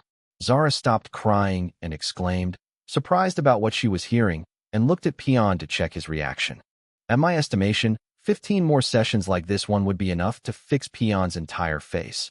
I'm looking forward to seeing if he is more handsome or I am. Ha ha ha. Robin spoke with a smile. Really? I can heal his face entirely. Zara stood quickly. Of course, since when I lie to you, brat. But if a few slashes in the face and a cut-off lip and missing piece of the nose are going to waste all that time and energy from you, how long will it take to get his left arm back? Robin muttered, rubbing his chin. Peon felt that he was hit on the head by a lightning bolt. His face would be completely healed? Could his left arm that was cut off from the shoulder grow again? This will take longer than expected. You can't only do this every day. Devote a maximum of 2 hours a day to treatment sessions. You should not tire yourself too much. And after you finish treating Peon's face completely, start restoring Theo's tongue as well. I want to hear that bastard voice. Then go back to spend your time on your brother's arm again, which will most likely take a year or 2 to regrow. You are exempt from working on the talismans department starting today. Focus on raising your level as a knight quickly, so that the number of your abilities increases even more and your healing ability becomes faster. With all the coming wars, we will need this ability of yours. But I love working on talismans, Zara replied, wiping away her tears. Really? This was not expected. All right, you can help Mila. But just like the healing sessions, you should not exceed an hour or 2 a day as well when working on the talismans. You can supervise the other rune masters or something. Other than that, focus on raising your level and exploring the rest of your abilities. The law of life is not limited to treatment. I want you to advance fast and overtake the rest of your brothers in cultivation level. Understood, said Robin. Yes. Zara nodded hard. Bah. A sound of collision occurred beside him. As Robin looked toward the source, he found Peon kneeling with the wood under his feet wet with tears. Thank you. Thank you. This has become too heavy. Even if I give you my life, it won't be enough to pay you back for everything you do for us. I can't. Regardless of his face and arm, he knows the significance of that technique with Zara. It is priceless. The life heavenly law perfect technique is far more precious than his wind heavenly law perfect technique. If she goes anywhere on the planet right now and showed her healing ability, she will be treated like a princess. Thank me by getting stronger and helping me destroy my enemies. Don't act emotionally like that sissy Caesar, ha ha ha, right? How is he and Theo? I haven't seen them in a while. Robin laughed out loud and went back to his seat.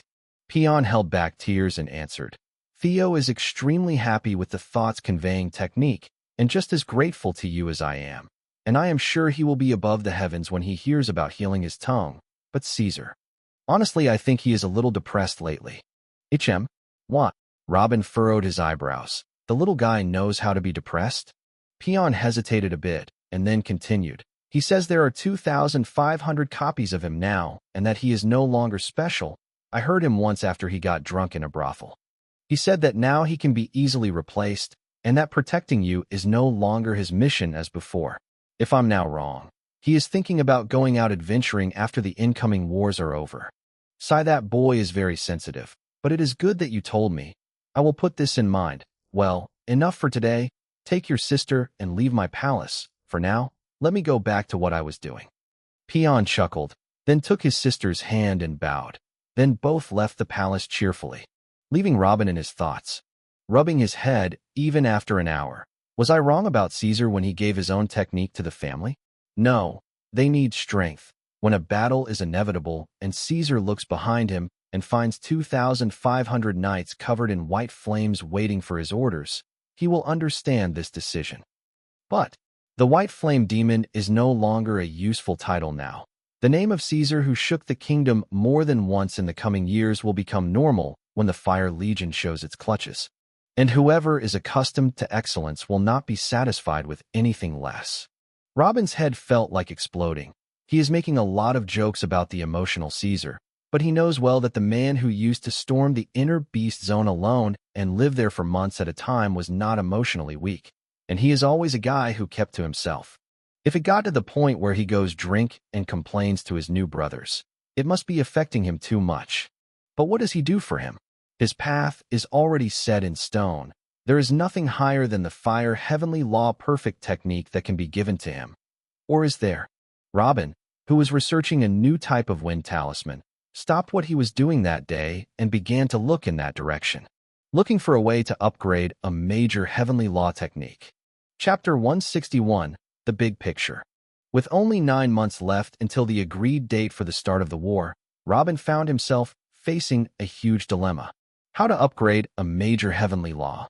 Had he not known that he would face a great trial after the war by moving to another planet and that he might not return again, he wouldn't have looked in that direction for now.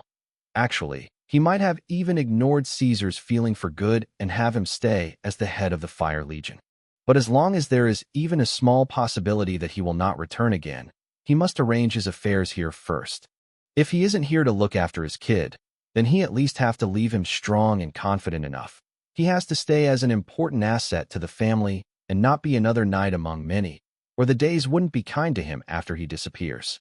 Had he not literally owed his life to the all-seeing God, he would not have accepted this impossible mission even if he promised him rivers of gold. But this is life. Nothing is free. He knew that this favor would come back to bite him later.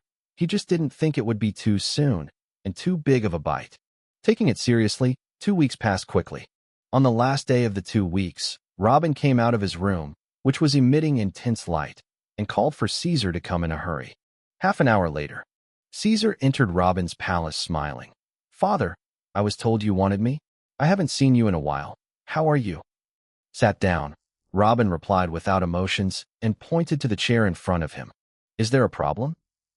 Robin rubbed his forehead. "I have a feeling that you are not satisfied with distributing your technique to the entire Fire Legion. I feel like you want to be special." "Huh? This is absolutely not true. I like the fact that there are so many like me now, and we can communicate and compete with each other." Caesar replied without hesitation. "I can make you special again." "Is that really possible?" Caesar cut his laugh and responded quickly. "I can't believe you were really thinking that way. Haven't you grown up yet?" Robin stood up, took a quick step, and slapped Caesar's head. "Damn, what do you want me to do? Can't I be a little selfish?" Caesar responded while patting the place of the strike. Robin returned to his seat. "You may feel selfish about something that is valuable, but the major heavenly law of fire? What is it? It is just a low-level law. Even if it's perfect, it is still nothing. I wanted to give you something much better after shaping our bodies, but then the all-seeing God's warning destroyed my plans for you and stopped my train of thoughts when he said that you are stuck with the path of fire forever. Now Theo has a better law than you, and Zara has a better law than you both. But it's what I got, and you wanted to make things worse and put the technique in everyone's hands? You should have left it to me. Even if it's a low-level law, at least it's still the most powerful offensive law technique on the planet right now." Caesar muttered as he looked at his foot. Planet? Fool, don't you remember the words of the all-seeing God in the cave? We only live on a nascent planet. Do you know the concept is this? We are ants. What is the use if you are a stronger ant? What's the use if I delay the strengthening of the family and make you unrivaled in this nascent planet? Would you feel proud of yourself? When another planet invades us, I tell them to wait and come fight with Caesar one-on-one first, and if you lose, go back to where you came from. Do you see this happening? And frankly, I'm not sure you'll win even if it does happen.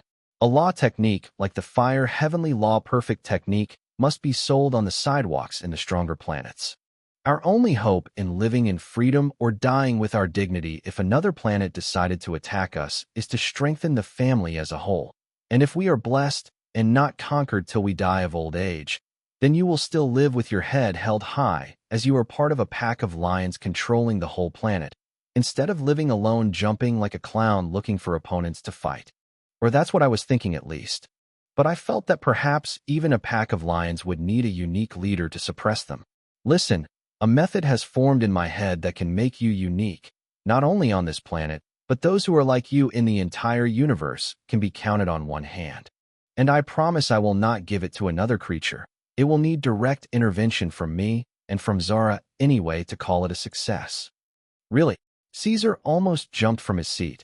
He almost gave up already due to Robin's speech, and the idea of merging with the herd had already begun to form in his head. Don't be happy yet. That comes with taxes. Robin shook his head with a laugh and then continued. Your new technique will be unique and complex, which means that I will be late in making advanced stages for it. There is a good chance that all of your peers will outlevel you in cultivation for this reason. No problem. Even if they get past me, I will still beat them up. But what exactly is that technique? Tell me what's going to happen. Then Robin continued, waving his hands. Beat them you. All right, Mr. Exited. Let me explain something here. I said I'd make you unique, but I never said I'd make you stronger. Honestly, I don't know what those adjustments would do to you. You might get even weaker. I have no problem with this. I am very strong anyway, and I always felt that I need something to hold me back a little. Caesar hit himself on the chest. In Caesar's mind, he has already made his choice. As long as the idea of strengthening the family as a whole is in Robin's head, there is no problem if he himself remains as strong anyway, or even a little weaker. There will be many more knights to replace him if he even got crippled in the process. The black sheep's position in the herd is still better than the current situation. 0_. Robin didn't even find what to say. Caesar was seriously wanting to stand out, but he sighed and continued. You have already set up your pillars and reached level 14. To adjust that, I will have to use the foundation modification technique on you. But I'll need to dramatically adjust the technique first to make it work on your situation. And because what will be modified is not of the same law with which you set your pillars, you will feel real agony throughout the process. I can't even describe that pain. I can only say that what you have suffered all your life as a warrior will not compare to your first cry when we start. And after we start, we won't be able to stop. Do you still want to do it? And since when does pain scare me? That's the last thing I can care about. Caesar proud. I'll see how long you are going to act this brave. Well, it is settled now. Go now and isolate yourself in a long seclusion. Start clearing your mind and gathering energy in your body. You'll need every bit of help when we start the first session. 2 months from today, bring Zara, Theo, and Peon and come here. After the last word, Robin got up and went back to his secret underground room. Oh, just 2 months to make a technique like this? Looks like you've been planning this for years, but you've been hiding it to surprise me. Haha, all right. See you in 2 months. Caesar quickly walked out the door. Robin smiled, seeing his son acting this happily, then shook his head and headed towards his room again. After closing the door behind him, the intense light returned to the room and a voice echoed after. What have you decided? He wants to do it. Robin replied calmly on his way to his chair. Haha. I told you he will say yes no matter how much you try to scare him. Kids don't care about the big picture. In fact, you should be like him. Robin gave a weak chuckle. He is a good kid. I hope this last gift will turn out to be a good one. Let's continue. Chapter 162, Scream. After 2 months. Aerga. Ow. Argay.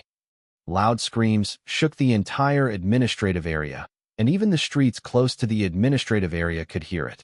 Everyone who hears the screams that seem to have been sent from the bottom of hell feels a shiver in his back and tries to get away from the place.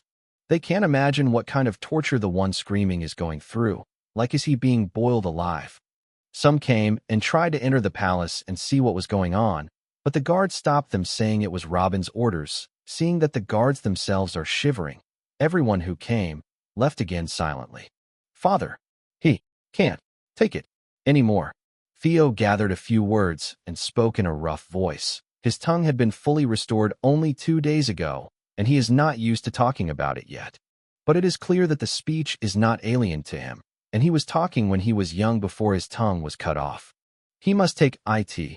Pump more energy, Robin muttered, placing his hand under Caesar's stomach. Why, yes. Zara panicked and started to increase the green aura energy she was pumping on Caesar's back. The new life energy didn't the situation on him. Blood is still pouring from Caesar's eyes, ears, and mouth like waterfalls, and the ground beneath him started cracking. What are you two doing? Hold him tighter, Robin shouted at Theo and Peon. Each of them was holding a foot and an arm of Caesar. All right, I'm almost there. Robin continued to mutter as he stared down Caesar's stomach with a big smile. Hey, are you smiling? What the FVCK are you smiling at? Help. Caesar's cries increased when he saw Robin smiling like this. He felt that he was a demon and not his father who raised him. This is it. Now, suddenly Robin shouted, and then slapped Caesar's stomach so hard that he spit out blood. Then he stood up and inhaled. Phew, all right. You two can leave him now. Zara, pump all your remaining life energy into him. Peon and Theo left him and went panting and wiping away their sweat on the side. Leaving aside Caesar's constant resistance and his tries to escape that tired them out. Just seeing the operation and participating in this torture exhausted them mentally. Caesar fell on his face in pain and let down little groans as Zara tried to help him with life energy. After a few seconds, Theo also came to help him by wiping the blood off his face. His father promised and fulfilled, without a doubt. This was the worst experience in his life. He fought knights higher than him by many levels and hideous beasts much bigger than him. And he even found himself in a beast's belly once. But he was never put under pressure like what happened today. The best thing that happened today is that it is over. But then he got that off his head quickly and started thinking of what comes next. He has finally become special again. Tisk, I thought I would do the 20 sessions once a week, but this weakling won't help me achieve that. I think he will need at least 2 months to fully recover from this condition. I'm afraid his transformation will not be complete before the war. Hey, take him with you and treat him. Then they brought him here for me in a month, so we can start the second session. Robin spoke and wiped his face and hand from Caesar's blood. 20 sessions? But Peon's handsome face turned into shock when he heard this number and returned to look at Caesar quickly to check on his condition after hearing it.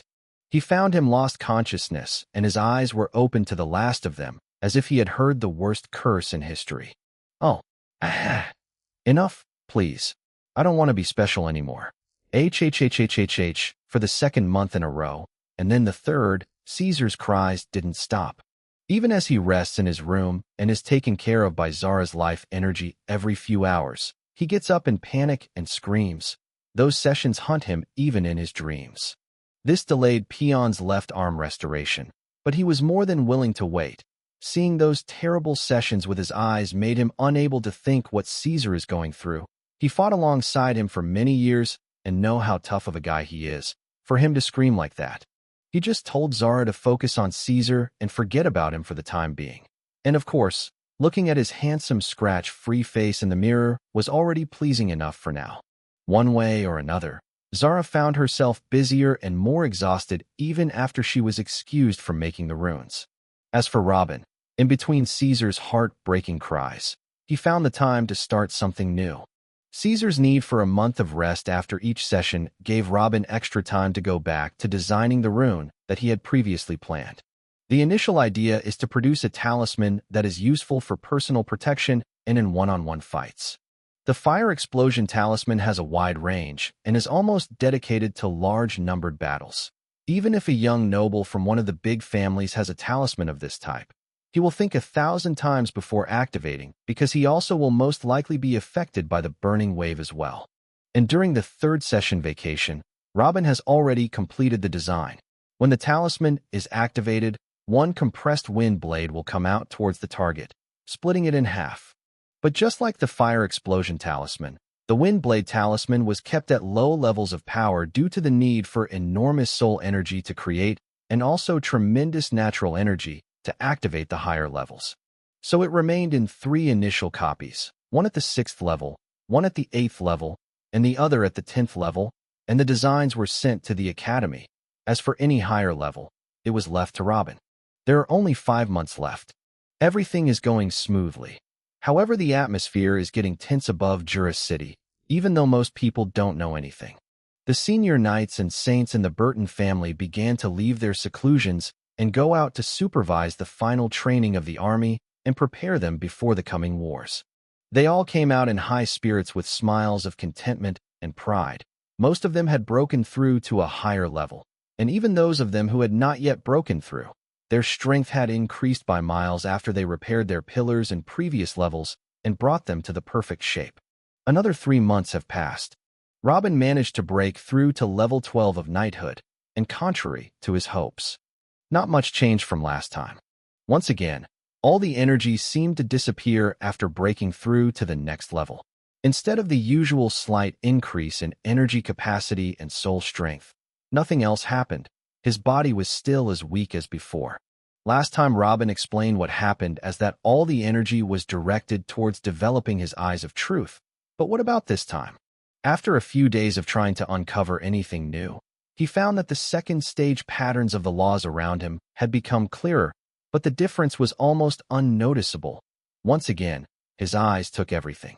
And as such, the road of the weakest knight in history is still ongoing. Maybe I'm doing something wrong.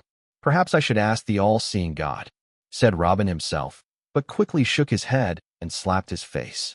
He just exhausted the guy with Caesar's new technique. With every second he spends on this planet, he loses a lot of his power. How can he call for him again this soon? Secondly, even if he is wrong and he actually did something wrong in the way he break through to level 12, silence is better than asking the all-seeing God about it.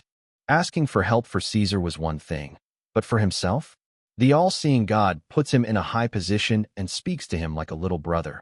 With what face can he contact him and tell him, I can't even make a breakthrough? And also he did everything perfectly. What was his fault if his eyes were absorbing all that energy? If there's anything he can blame, then it is this planet, because the energy on it is still scarce in the atmosphere that the breakthrough is over every time before his body can get any benefit. His personal analogy of this situation is that of a bowl filled with air or water. The gathering point of the energy in his abdomen can handle a certain amount of energy, but its quality is definitely a factor. Maybe if he was born somewhere else, the situation would have been different. Chapter 163, I March. With this, Robin put the issue of knighthood breakthroughs aside, not wanting to think about it anymore, and began to look towards something else that would fill his time. Talismans. In just a few days, he managed to design another type of talisman, the fireball talisman, on the same idea as the wind blade that the attack should be directed at a specific person, so Robin designed a talisman that shoots a ball of fire towards the target. In front of opponents who wear powerful armors or are at a level higher than that of the talisman, using fire against them will be more effective. At least it will take them a few moments to deal with the fire on their clothes. And just like the wind blade, Robin designed 3 levels 6, 8, 10 and sent them to the Academy to make an urgent batch of them before the war started. As for the Foundation modification session on Caesar that month, it did not take place. Robin told him to focus on recovery before the war began and that he would complete it for him later. After all, only 2 months left. The news surprisingly didn't make Caesar happy, but he actually tried to talk Robin into doing 1 or 2 more sessions. After seeing the changes in his power after only 6 sessions, the hour of pain he spent monthly suddenly became worth it, and it's actually not as painful for him as before. But Robin refused straight away. Leaving aside his exhausted body, Robin feared for Caesar's mental health. Going through such torture on monthly biases is already enough for a strong grown man to lose his mind after only 3 sessions. And also, The changes that are happening in his cultivation base are starting to show their effect on his personality. The following days witnessed a great acceleration of events. Before General Edward left, he had already gathered an army of more than 120,000 soldiers, and by now the army actually reached a surprising 200,000 strong. The battalions began to take their final form, the officers and generals were divided according to their specializations, and the final free training operations began. The three boys also began preparing their squads and the officers below them to make it easier to control their new special forces. It was also decided that St. David, level 25 now, would lead the army to war and started making plans. Within another 3 weeks, the army was ready to fight at any moment. At the end of the 3rd week, a month and a week before the arrival of the appointed time, Robin went to the Patriarch's office and told him, "It's time to get our weapons here. Send to General Edward and tell him to start advancing towards us, and put our army here on active state, just in case." 4 days later, Robin's palace. "Robin, Robin." Billy hurried in and started yelling. "I'm here. Why are you screaming like that? Is there anything new?" Only 4 days have passed since he issued the orders to move on such a large army. General Edward certainly still hadn't reached the border with the Duchy of Evran yet. Disaster. Edward has sent us a message now. He says that his intelligence unit has detected large movements on the border with the Duchy of Evran, and that there are at least 220,000 soldiers waiting for them there, and the numbers are increasing. What? Robin was dumbfounded. This wasn't supposed to happen. Damn it. Robin clenched his hand. A direct confrontation with Duke Donald Evran was not something he wanted. He thought the army would be enough to intimidate him and let them pass. This is a major problem that couldn't be taken lightly. Does the Patriarch have an opinion on this? He is now gathered with the rest of the saints and has sent me to tell you the news and bring you there. Come with me. Then Billy put his hand on his shoulder and quickly pulled him with him. Seconds later, the meeting room in the Patriarch's personal facility. What now? Is it another war? Can we even do it? The army of Duke Evran is very strong, whether in the numbers of knights and saints, armaments and war horses, or the great military experience. They are all elites. I suggest that Edward stop the army and have it stay at the new lands until we find a diplomatic solution with Donald Evran. Impossible. A shout came from the door at this point, and then Robin entered. If the army is stopped now, who will ever give us face after that? And what do we do after we stop it? Surely he will impose penalties for trying to cross the borders without permission and raise the taxes to 20% or 30% at least. Ah, you came. The Patriarch, who was sitting at the head of the table rubbing his forehead, straightened, then added, "Do you have an opinion on what we should do? The Bradleys and Alton's war with the Lying Water Kingdom will not end quickly. We can attack Tai and Rufus later on, or we can just turn a blind eye to them for good. They are nothing. Let's get rid of Evran's threat first. These weapons with General Edward must arrive at Jura, then be sent to the 2 duchies at the appointed time before their war, or else the promise I made to the Dukes of Alton and Bradley will be for nothing, and I'm not a man who breaks his word. You are not suggesting an open war against the most powerful duchy in the kingdom, are you?" One of the saints asked sarcastically. "I still have some love in my heart for you, Uncle Smith. Please don't try to irate me. I'm not in the mood today." Robin replied with a sharp smile, which made any further words remain in the saint's throat, then continued after being silent for a few seconds. "Does anyone know when the 2 armies will meet? According to the army's natural progression speed and calculating the distance, it will reach the border with the Duchy of Evran in 2 days. Patriarch's reply. 2 days, murmured Robin, his eyes starting to move over those present at the room. 13 saints in all, the 5 Burton's old saints plus 8 recent saints. After a few seconds, he made up his mind and said, "It is all right then. I will go there immediately with backup." Huh? What good is this? This will give Evran enough time to gather more soldiers, while we are so far away. If our army moves now, we will be there in about 10 days. Billy shook his head. Do you even have a plan? Not all of us will go. I will take the legions of fire, wind, and darkness, and I will also take you, Billy, and the 8 new saints here. We will ride at once on the war horses.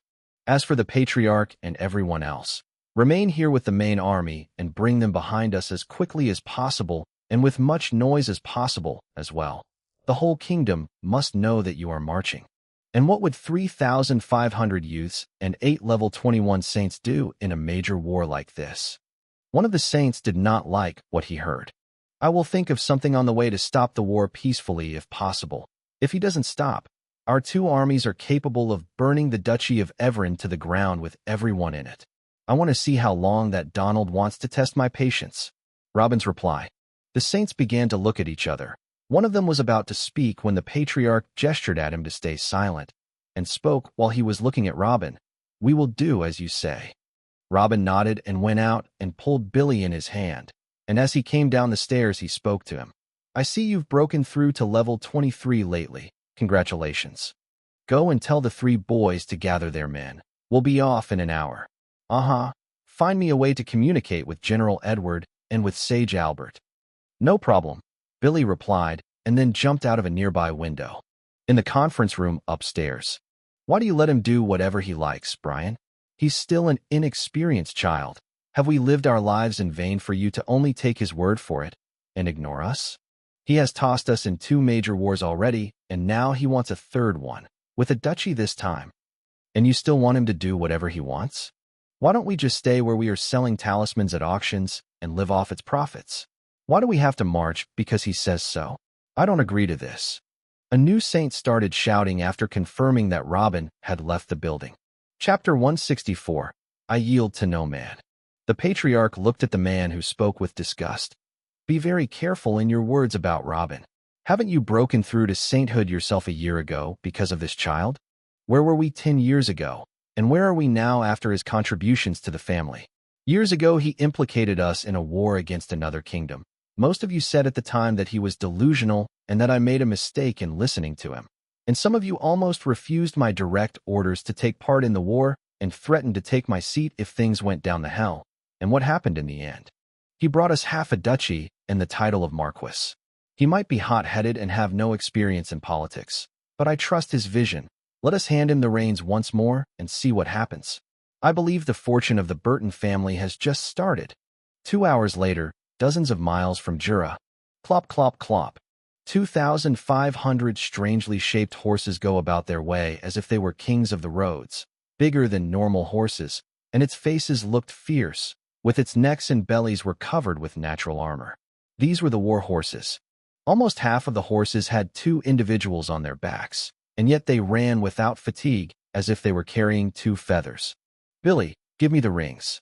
Robin, who was riding at the front of the troops, at last, spoke, and that was the first sentence he had said since leaving the urgent meeting. Billy threw him a sound-type talisman ring and another a soul-type energy new one. With one look Robin knew which one could communicate with the person he wanted, so he passed his natural energy inside the sound ring and spoke loudly. General, can you hear me? After a few seconds, a voice answered. Is this the voice of noble Robin? Are there any new arrangements? I want you to slow down the movement of your army and to reach the border after 3 days instead of 2. And when you arrive and the battle begins, take a defensive position and do not use talismans except in the case of deterrence. Try to procrastinate as much as possible. I am coming with support, and I will meet you in the battlefield after 3 days. After a few more seconds, there is no need for support, noble Robin. With the number of categorized weapons and talismans I have confidence that I can wipe them all. All I need is your order. I know you can, but what about our losses? And how do you intend to deal with the saints? Doesn't the information say that the Duke is personally waiting for you here? Do you have a plan that you can win with minimum losses? Let's say you win. How do you plan to still march in their lands until you get to the Duchy of Alton? You think they won't try to attack again and again along the way? Edward didn't reply. There was no way to stop them. The best thing he could do was to quickly destroy the Evern's army by raining down on them with talismans while appointing the hundreds of new knights on his side to defend against the saints of the Evern family. These new knights were the offspring of the new noble families who had just broken through to knighthood. Currently, there are about 800 of them, which is already comparable to the knight forces of a duke family.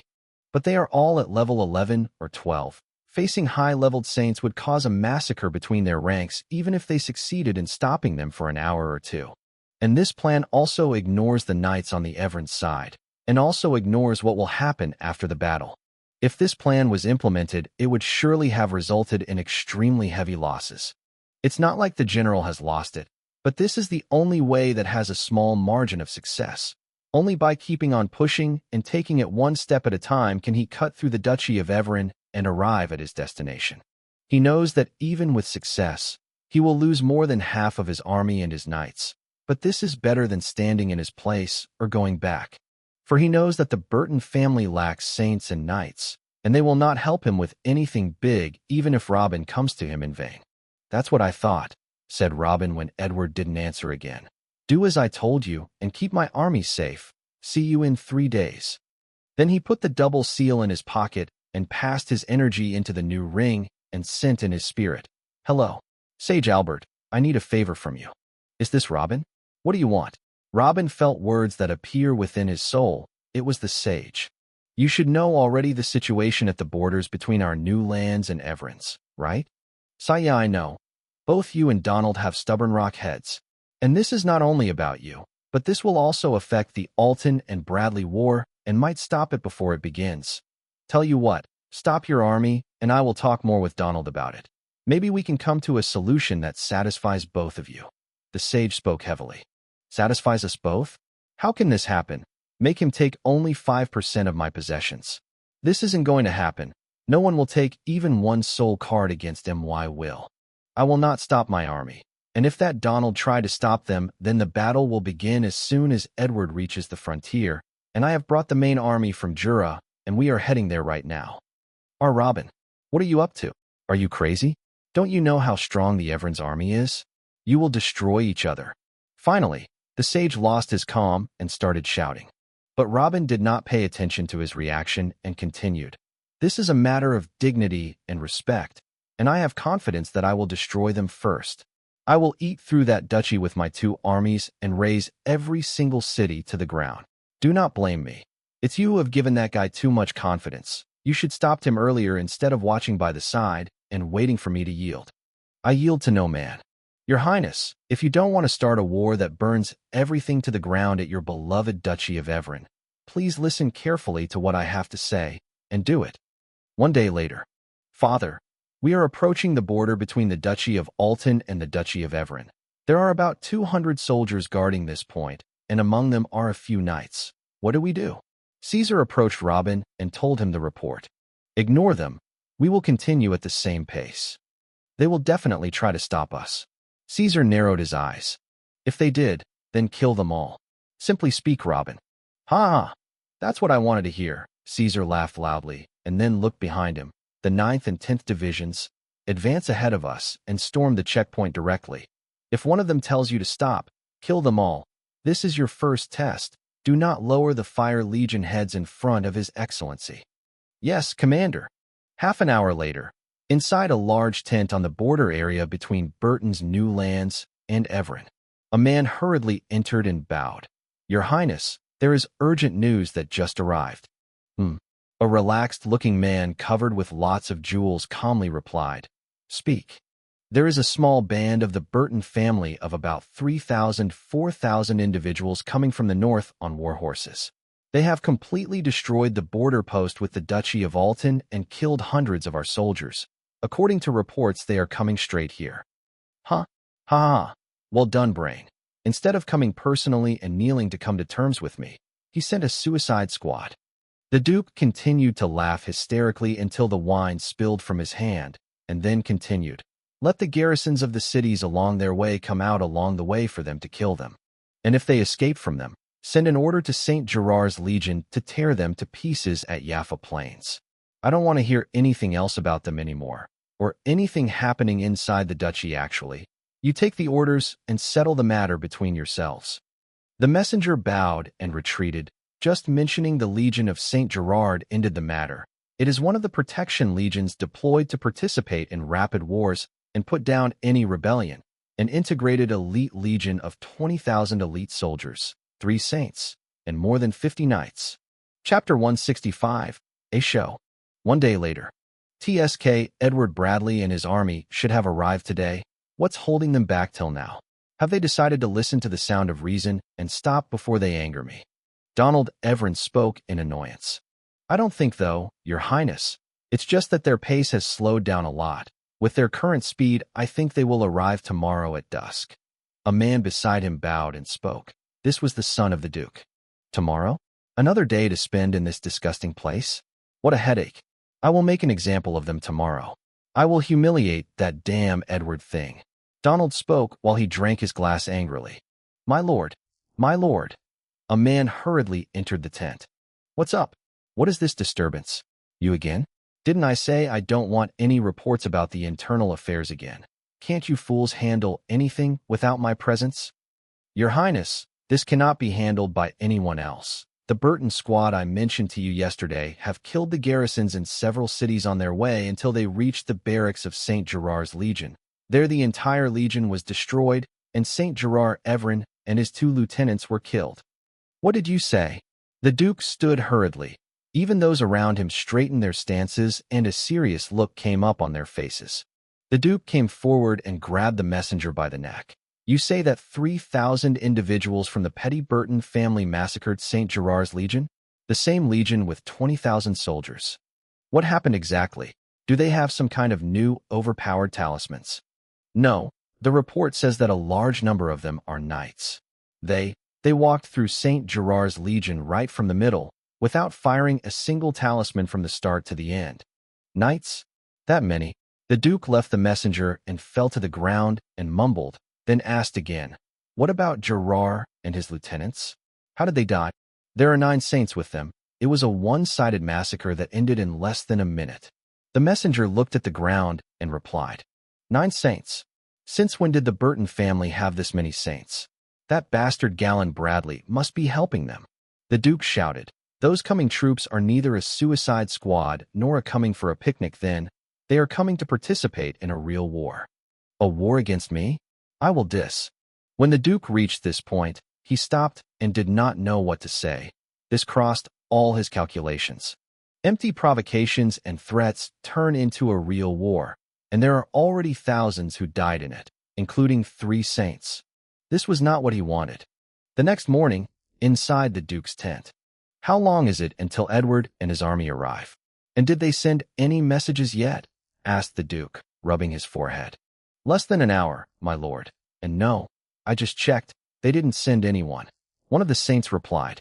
Duke, Donald nodded. Be it then, let's finish what they started. Get ready for battle. We need to start with full force to capture Edward swiftly with minimal losses, then Before the Duke could finish his enthusiastic speech, he found that a ring from the box of rings next to him started to glow. This box containing rings of communication with the rest of the big shots in the kingdom. Sage Albert? The Duke was surprised when he saw that very ring. He then grabbed it and slid his energy into it. Haha, Your Highness, I trust that you have been well. How can I help you? Donald, is it true that you have raised an army and are planning a war against the Burtons? What the hell are you doing? Sage Albert's voice was clearly angry. Donald's smile vanished as he furrowed his eyebrow. What is the problem with that, Your Highness? They are the ones who have amassed an army and are approaching my borders, so how can I not protect my lands from such invasion? They have been arrogant lately after they managed to make some gold, and they need to be reminded of their true worth. Second, since when do you care about such internal matters, Your Highness? Don't say you intend to protect them from me. Bullshit. Didn't they gather that army after you closed your borders to them with your exaggerated terms? You want to plunder 10% of their work monthly. How do you think they will reply? You are right. The royal family doesn't get involved in such matters. I won't help them with this, but I won't protect you either. Protect me? Ha ha ha. Thank you for your generosity, Your Highness, but I don't need protection against those merchants. They think they are out of reach because they have some talismans. I will show them, and the whole world, that they are not. The Duke laughed angrily. Since when did he need protection? Of course, you need protection, you fool. Don't you know who are you messing with? Do you think it's an ordinary Marquis family? Do you think the one who gave them the talisman can't give them additional powers and trump cards of their own? Listen here. The royal intelligence says that over the past few years a huge number of knights and saints have appeared among the Burton family. The reports say that most of their core family members are starting to have extremely quick breakthroughs, with thousands of them got to the knighthood realm already. What? The Duke quickly stood up in shock. but quickly regained his composure. Ha ha ha. They must be joking. Your Highness, this cannot be true. It just can't. Oomph. You think I have time to make stories to scare you? Do what you see fit then. But my reports say that one of the many Burton troops is on its way towards now. I believe you will see them very soon. They are not elites or anything special. All you will see among them is only a portion of their main forces. And their main army, which is about 200,000 soldiers strong, has already moved out of Jura City and is on its way to your duchy right now. Sage Albert snored and replied sarcastically. You mean those 3,000? They are all from the Burton family. Of course. From where are they from then? Did you think Galen sent them? Don't you know what Galen is doing now and his preparations for war against the lying Water Kingdom? Do you think he is that free to deal with you? I have said what I wanted to say. When you see them in front of you, you will know that they are really Burtons. I just hope it's not too late for you by then. I don't want to see an old friend dying for nothing. Goodbye, and good luck. The sage hung the communication line, leaving the Duke with his face flat as if he had seen a ghost. The Burtons, he muttered with a low voice before collapsing on his chair once more. Thousands of miles away, the capital of the Black Sun. Haha, I think my performance was convincing enough. That damn little weasel. I can't believe I let him use me like this. The sage started panting after he ended the call. This was the first time he had to lie in ages. After another 2 hours. Clop, clop, clop. With the war horses moving at full speed and the ground shaking beneath them, Robin inserted his energy into the pear-type voice ring. General, how is it going on with you? After a few seconds, a voice came. Noble Robin, I'm already at the border. They refused to let us pass, and the battle began about half an hour ago. I started with minor skirmishes and defensive moves as you ordered, but the strange thing is that the Everin army is doing the same. They too have sent just a few defensive infantry units. Then they just stood at the back watching. I think they are waiting for something. The situation is currently in a state of complete standstill. Robin smiled upon hearing that, and then replied, Good. In a quarter of an hour you will see me in front of you. Listen carefully, I want you to. After another 2 minutes of speaking, Robin hung the communication line. Robin, how is it? Is there anything new? Billy approached and asked. The Duke seems to have taken the bait. I must thank Sage Albert later. Robin replied, then raised his voice to address everyone. Put distances between each other, at least 2 meters between each horse and horse in all directions. As for the Saints, please come forward and fly in front of the army. The show is about to begin. Chapter 166. We are here. At the border, right now. 2 huge armies, one of 150,000 and the other of 250,000 stand face to face only 800 meters from each other. Only a few divisions of armored infantry among them fighting as if they were in a training session, hitting on each other's shields, then retreating before an actual injury happened. It has been nearly an hour since the mini-battle began, but there were only a few individuals who actually got injured and 3 who were actually dead. It was as if both sides had taken instructions to content themselves with defending and minimize the losses. Edward Bradley, just give up already. This is something between me and the Burtons. You have no business being here. If you submit now, you ease the negotiation and actually help the Burtons. You are not helping them now. The Duke raised his voice from behind his army. On the other hand, Edward replied, I have entrusted this army by its owner, and I will deliver it to him as it is. The army's owner? Who is this? I'll speak Brian Burton later and settle things down. You are the one agitating a war right now. Tell your soldiers to lay down their weapons before it is too late. Duke Donald announced. Too late? Humph. General Edward huffed, then continued. All I need is permission or enough reason to turn your entire army into scattered pieces of rotten flesh even before support arrives. If you dare then order an all-out assault and test your luck. You will regret hum. The Duke raised his hand and almost ordered the attack, but the words of Sage Albert echoed in his head, which caused him to restrain himself at the final moment and lower his hand slowly again. Duke, look behind us. Until a shout from the Saints came around him, causing him to turn quickly. Clop, clop, clop.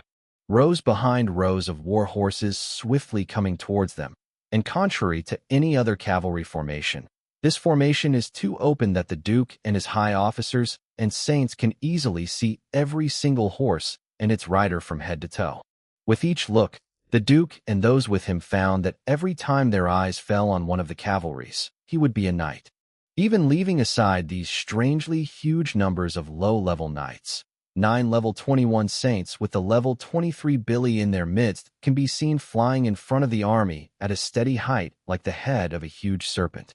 The coming lineup was nothing in size if compared to the 250,000 soldiers that they are heading towards, but they gave the feeling that death itself had come. Stop! Who are you? Who allowed you to enter our lands? This is an assault on our sovereignty, and the punishment is death. One of the saints next to the Duke shouted after seeing this scene.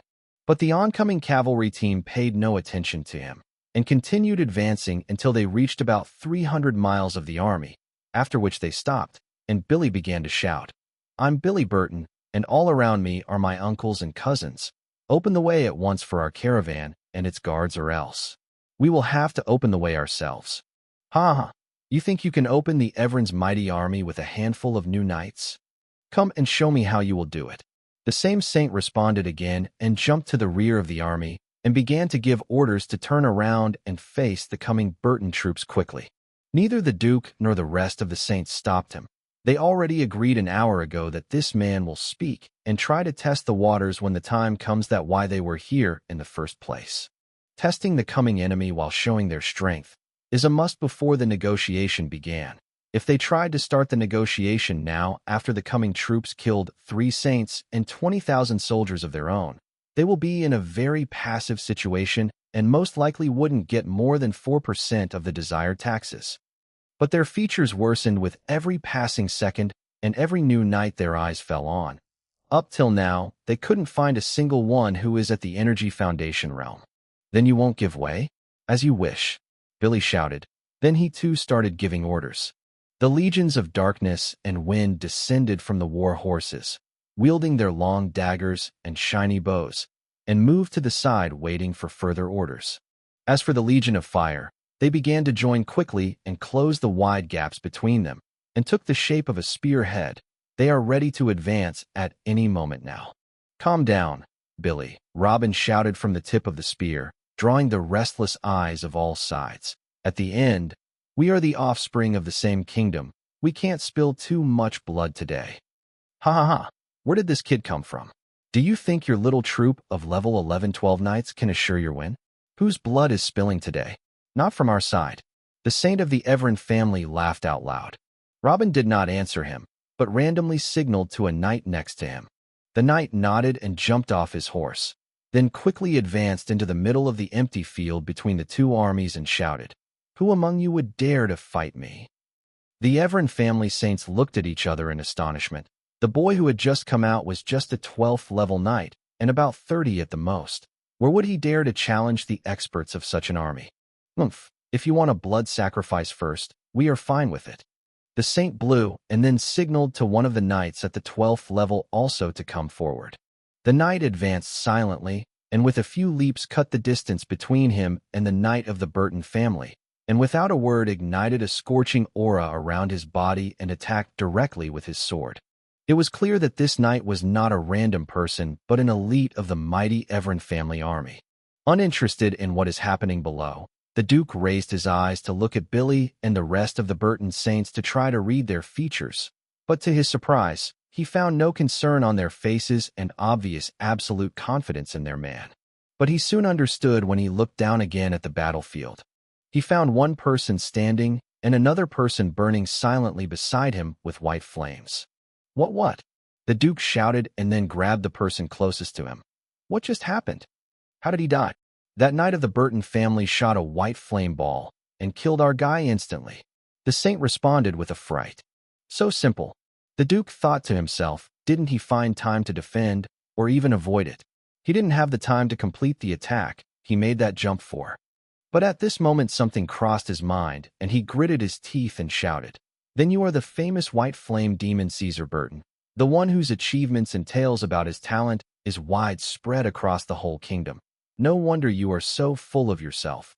What a cheap shoot from you, Burtons. But do you think you can win today with one man?" "My name is Gotta Burton."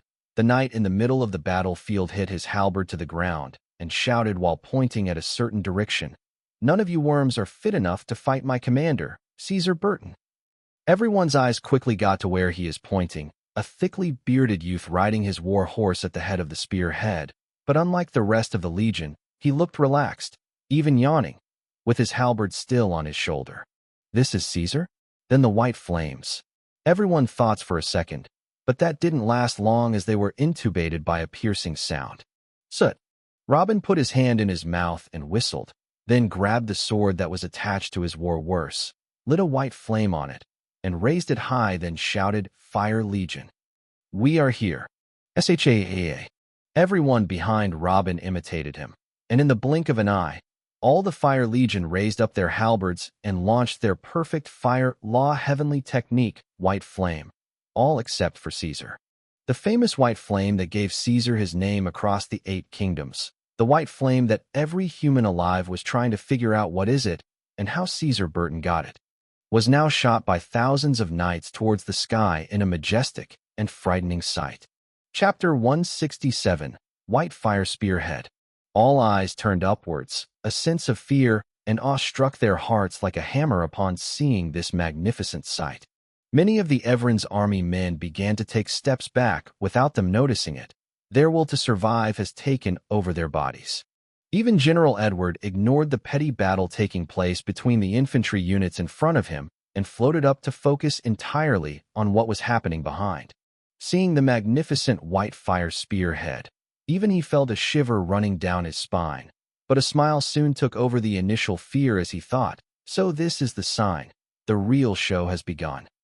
The burning hot temperature and excessive pressure resulting of the combined attacks of 2,500 knights made the Duke himself involuntarily take a step back, with his mouth almost touching the ground. The mini-infantry battle also stopped, and all eyes were on the white sky behind them, all thinking of one thing. What would happen if that enormous spearhead-shaped white flames fell on us? As if Robin was hearing their thoughts, his horse began to advance again as he kept raising his sword and pumping more firepower and pure energy into the spearhead, and shouted, "Forward!" The Fire Legion advanced, and the Dark and Wind Legion quickly fled a couple more 100 meters to the far left due to the heat. Even the Burton family saints stepped aside and made way. "Hey, my skin." With each step the war horses took, the rear ranks of the Duke's army took 10 steps back. The intense heat of the fire spear head wasn't something a group of lower-level warriors could handle. As it was getting closer, the weaker ones were already being roasted alive. "Stop! Stop! What the hell do you think you are doing? Stop this madness!" The Duke started shouting as he started to feel the burning feeling on his skin too. "We have already sent too many messages to those who have minds, and we had enough of this fruitless game. This is your last warning. Everence. Move aside right now and clear the way for our caravan and its guards with no strings attached, or else," Robin shouted, still advancing slowly. "Huh, or else." The Duke exclaimed sarcastically and gestured to those standing near him, a total of 32 men and women including himself, all starting to rise to the sky. They were all saints, with several of them having a cultivation base higher than level 25. This was the true full power of the strongest Duke family in the Black Sun Kingdom. This was the gap that made it impossible for younger families to hold their heads high in this world, even if they have the advantage in everything else. Then he looked at both his sides proudly as he continued, extended both of his hands wide as he shouted, "Or else what?" Robin didn't respond again, but accelerated his advancement until the distance shrank to only 200 meters. Then he threw his sword aside and raised both hands towards the raging sky above him. Hioea. Robin seemingly began controlling the massive spearhead of flames above him and started pressing it forward little by little until it moved completely away from the Fire Legion and began to advance slowly by itself toward the Duke's army. "What are you doing? Stop!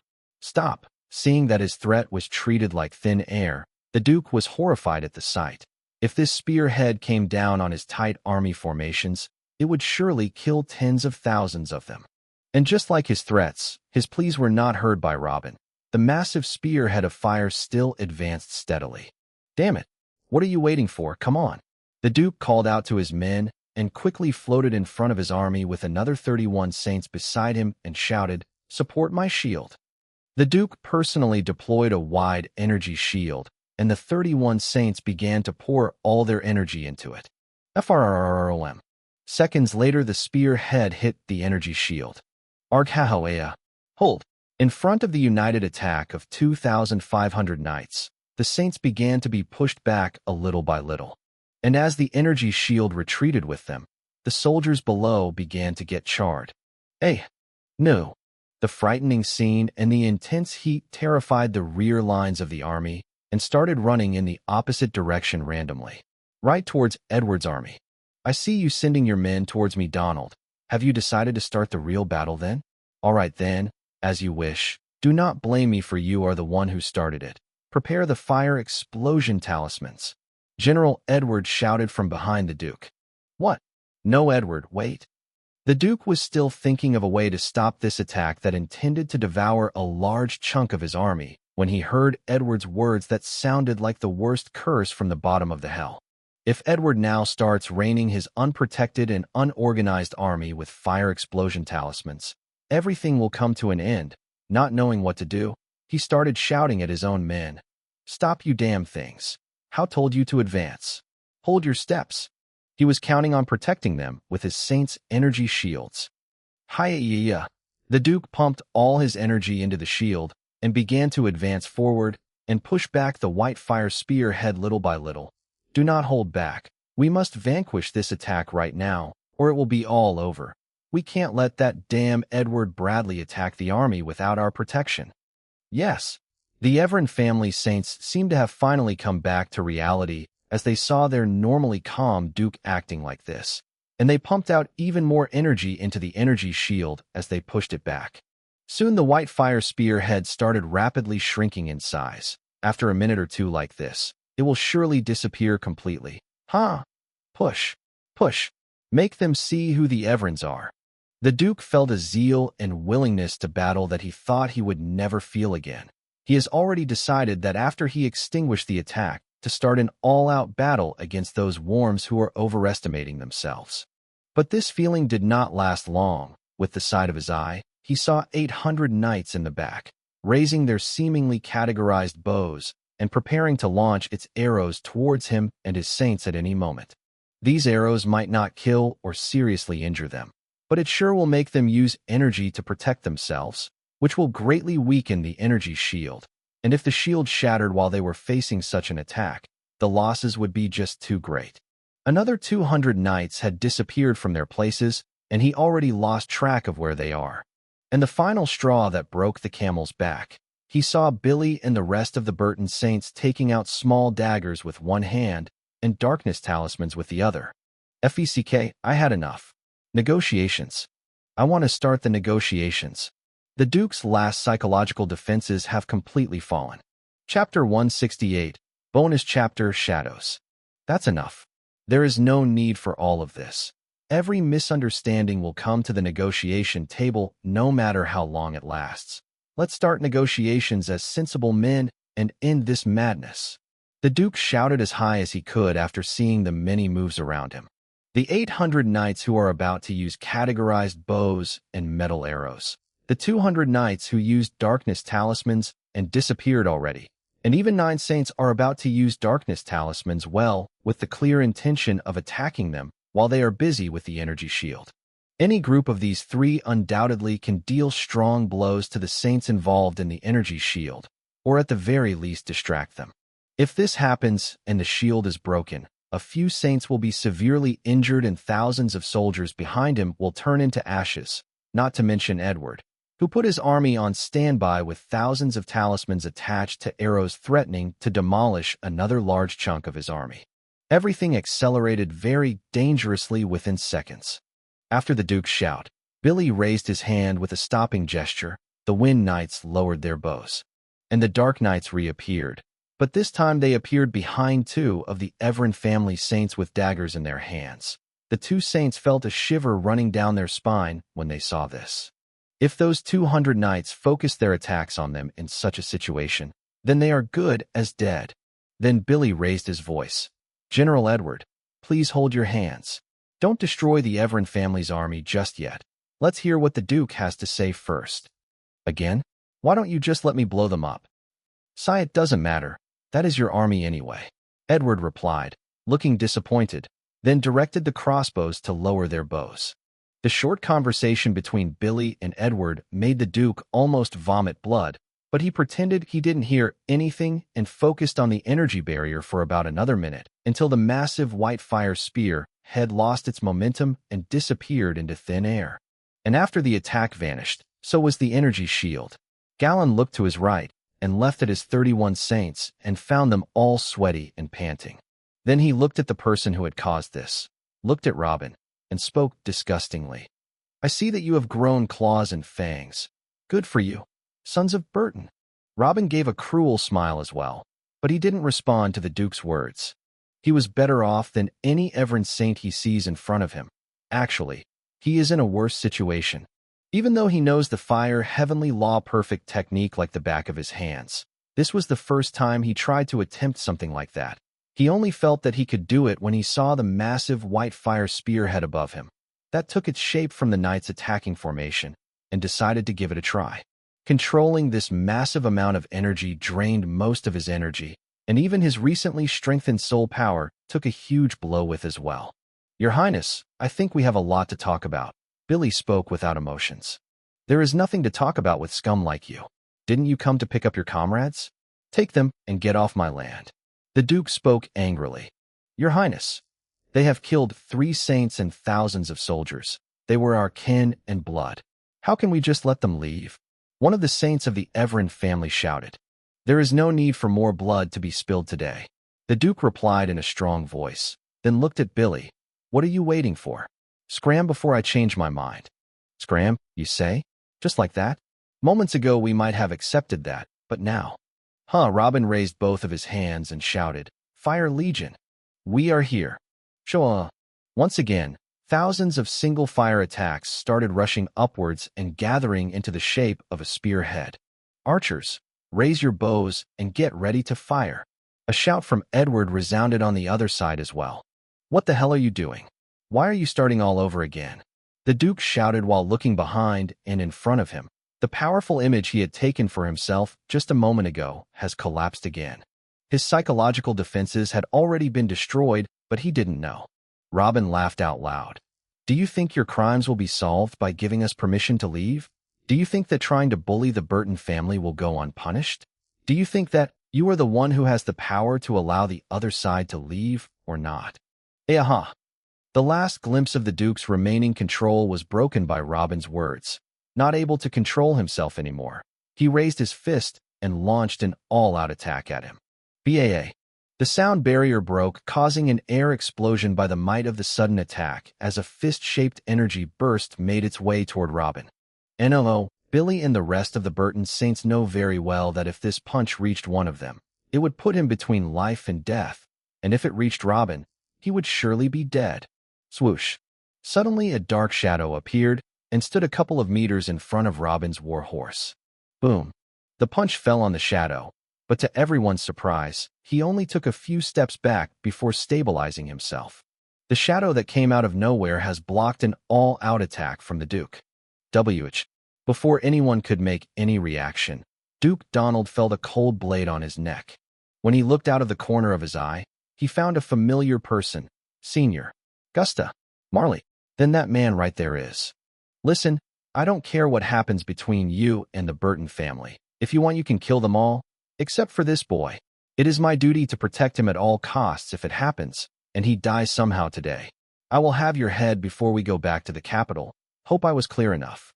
After Gustav finished speaking, he vanished without a trace, and the saint who had shielded the blow in front of Robin also vanished, leaving everyone wondering what had just happened. Chapter 169, Consequences. Hi-ya-ya.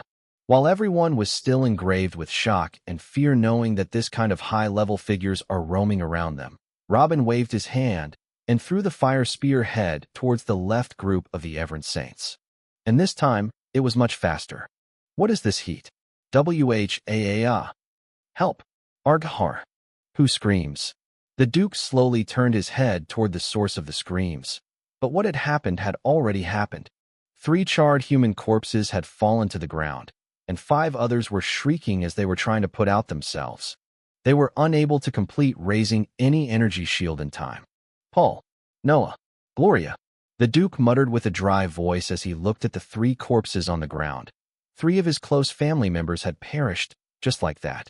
After about a minute of looking at them with a face void of any emotions due to the initial shock, he turned to face the Burtons again, with his face changed 180 degrees, staring at Robin as if he is his sworn enemy of this world and the next one.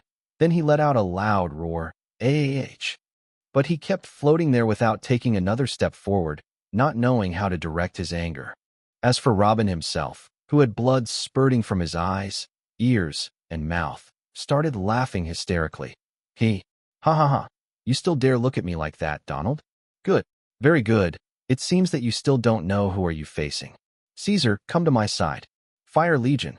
No, no, and oh.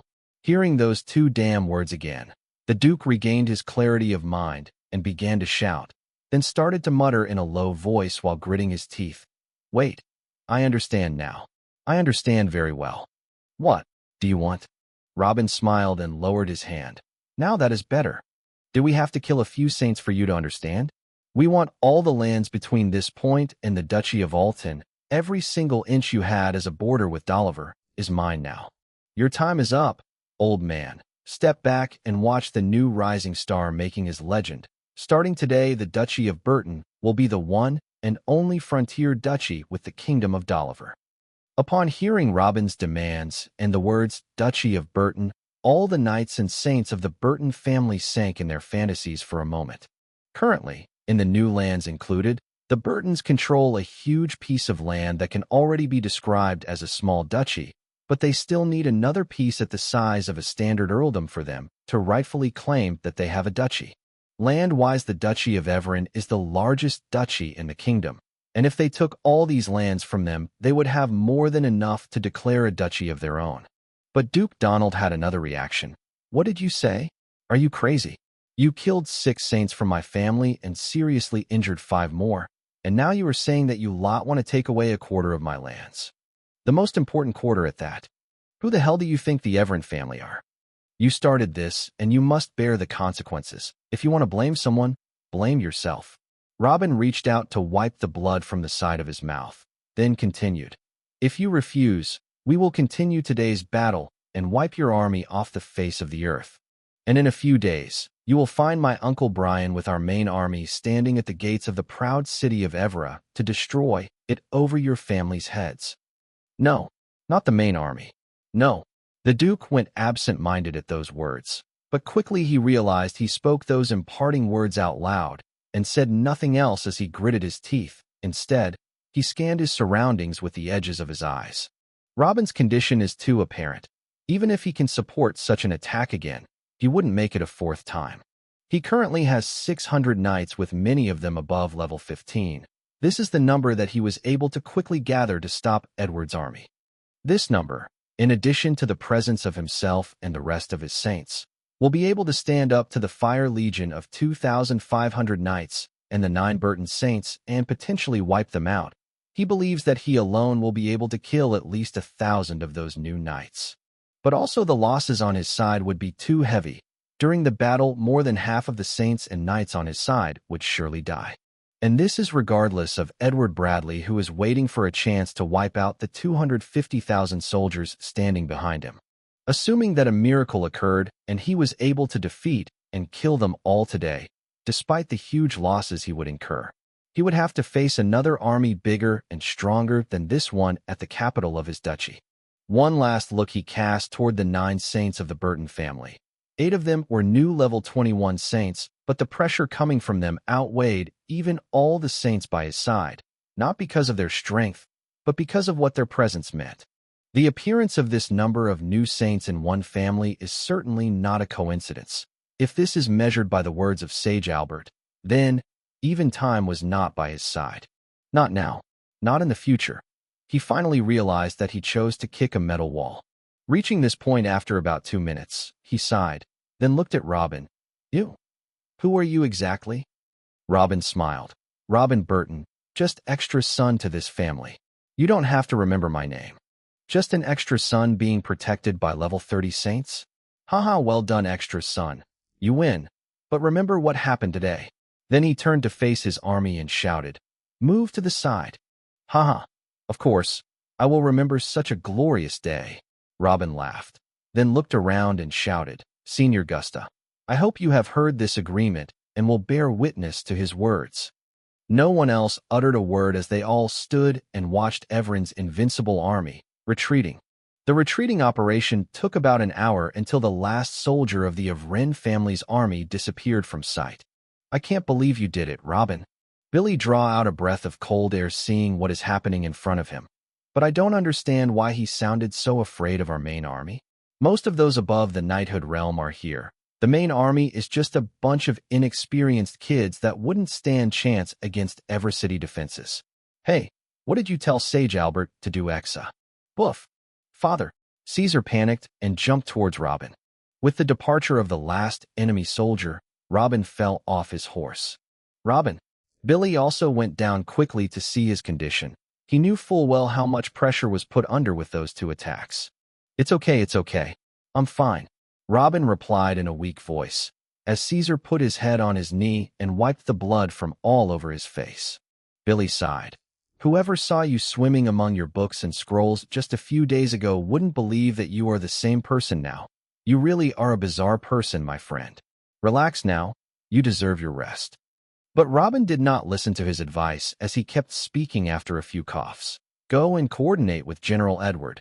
Leave here a garrison of 50,000 soldiers with 500 fire knights and 3 saints of our family. They must stay until we finish taking over our new lands here, and to protect the eastern lands and factories in Doliver as well. As for the rest of the army, lead them towards the city of Jura to deliver the categorized weapons to their new owners. And tell the Patriarch to stop our main army at the border with Evren to put more pressure on them, so that the Evrens would not be slow in clearing out their troops and handing over our lands. Tell the former nobles who ruled these lands that if they want they can still rule it under us, and if they refused or slowed the process, destroy them. Everything here must be settled before the war on the other fronts begin." All right. I will do as you say. You just rest for now." And Billy barely finished his sentence when he found Robin snoring. He fell asleep. He smiled and shook his head, and then looked at Caesar. "Put him in one of the wagons. We will go back home." Then he flew towards General Edward to begin preparations. Chapter 170, 2 months. 2 weeks later. Jura City. Hiya. Robin got up with a yawn and started stretching for a few seconds, then looked around. "HM? Looks like I am home. Mila." Finally, his eyes settled on the body of a female lying beside him on his bed wearing nothing but her underwear. "Good morning, my love. I see you have finally woken up. How do you feel?" Mila replied in a drowsy voice, yawning as well. What are you doing on my bed with these clothes? Did you rape me when was most vulnerable?" Robin spoke seriously and covered his chest with both hands. Mila stooped her yawn in the middle when she heard this and looked at him in anger. "Is this a joke? I thought you were about to die. Does that give you the right to take my innocence? I will sue you." Robin continued to cover his chest. PFFF. Mila couldn't hold herself more and started laughing. Who hears the stories circulating in the streets about the mighty Robin who attacked more than 30 saints and using a combined power of thousands of knights to kill 3 strong saints in one stroke? Wouldn't believe you are the same person. Hey, you should laugh more while you are with me, girl. Life can't stand being so serious at all time, or it will be too boring. Robin laughed out loud and extended his hand, placing it on her breasts that were popping out of her bra, and started squeezing them, and asked with an emotionless face, "How long have I been sleeping? What happened after I lost consciousness?" Mila couldn't find a reply. She just started wondering how can a goo keep just a straight face when he was doing something so lewd. "You know what? I will not beat you. The fault is on me because I decided to sleep here the whole time you were unconscious to take care of you. Then she got up and started to dress up. Why are you so serious? I just wanted to reward you for your services." Robin laughed out loud and then fell again to his back. Mila stopped her dressing process, walked back again, and Robin pinched him on the thigh. "Where do you think you are going? Get your ass out of bed at once. It has been 2 whole months since you passed out, and everyone's waiting for you. The war has already begun on the lying water kingdom. WH. What? Robin panicked and rose from the bed. 2 whole months. Why didn't anyone wake me up?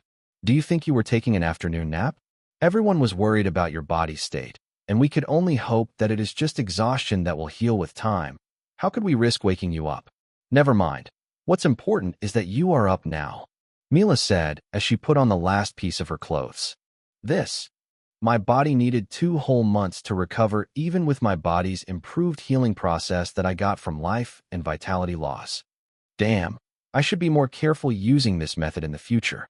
Robin started muttering to himself, then calmed down a bit and asked, Beauty, what exactly happened in my sleep?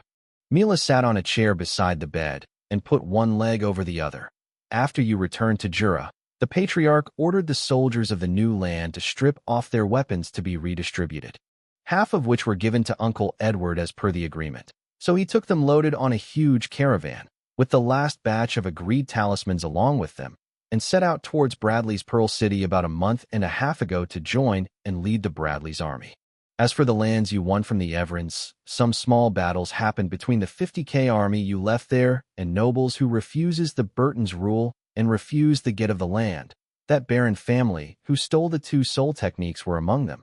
So Patriarch Brain sent the 3 special legions alongside the saints, and well, you may say it ended too badly for those who chose to rebel. Robin opened his eye wide. These 2 months were too busy as he thought. Then what?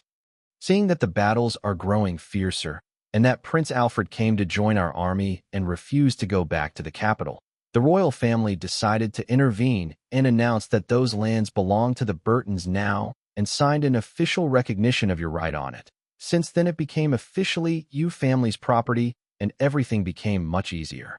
The battle stopped and those who refused to swear allegiance were thrown out. A quarter of the Duchy of Evern has become yours just as Jura is, with not even 1 rebel left. I think you should thank Alfred for that. Haha, what a good boy. Those who see my true greatness are bound to become great themselves. I reward him later. Robin started laughing. Oh please, I might suggest you start faking some modesty for change. Mila rolled her eyes. Haha, what? Don't I deserve to be a little arrogant? Then who is? Robin started laughing, then gestured to her with both his hands to move one. You said the war at the Lying Water Kingdom has started? Since when exactly, and how is it going? The war began about 3 weeks ago, as 2 armies of 500,000 soldiers each moved towards the kingdom of Lying Water. The 8 kingdoms are in full swing, and they follow what is happening. This is undoubtedly one of the largest wars between the kingdoms that have occurred in the past few thousand years. So what about the results so far? Robin asked with interest. The Lying Water Kingdom noticed the gathering of armies in the duchies of Alton and Bradley more than 2 years ago, and they had already started preparing in case they were attacked. So the invasion process did not go smoothly as we hoped. If such an invasion had happened without our current means, our kingdom's 2 armies would have been defeated by now. But because of the presence of talismans and abundance of categorized weapons, the war is somehow still going in our favor. My father already took control of 30% of the duchy he attacked, and Duke Raymond Alton took 20% of another one. Mila explained.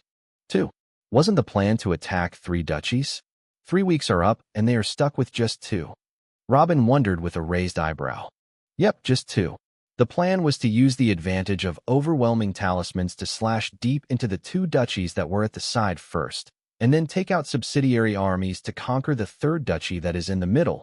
But my father told me that they were using new methods to reduce the damage of the talismans, which slowed their advance significantly and made the consumption of their talismans faster.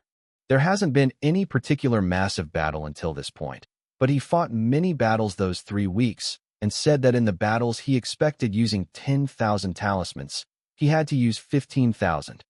Robin went silent for a bit, then opened his mouth. They already began to implement battling strategies that goes against my talisman? Sage Albert was right to encourage an invasion of this scale now. Maybe in a few more years, we wouldn't have held a chance. But I think an invasion of this side is expected to go a little slow, and the results aren't that bad so far. I think the next battles would be easier for them after they get used to those new strategies. Robin rubbed his head, but seemed to notice something and asked, And what are you doing here?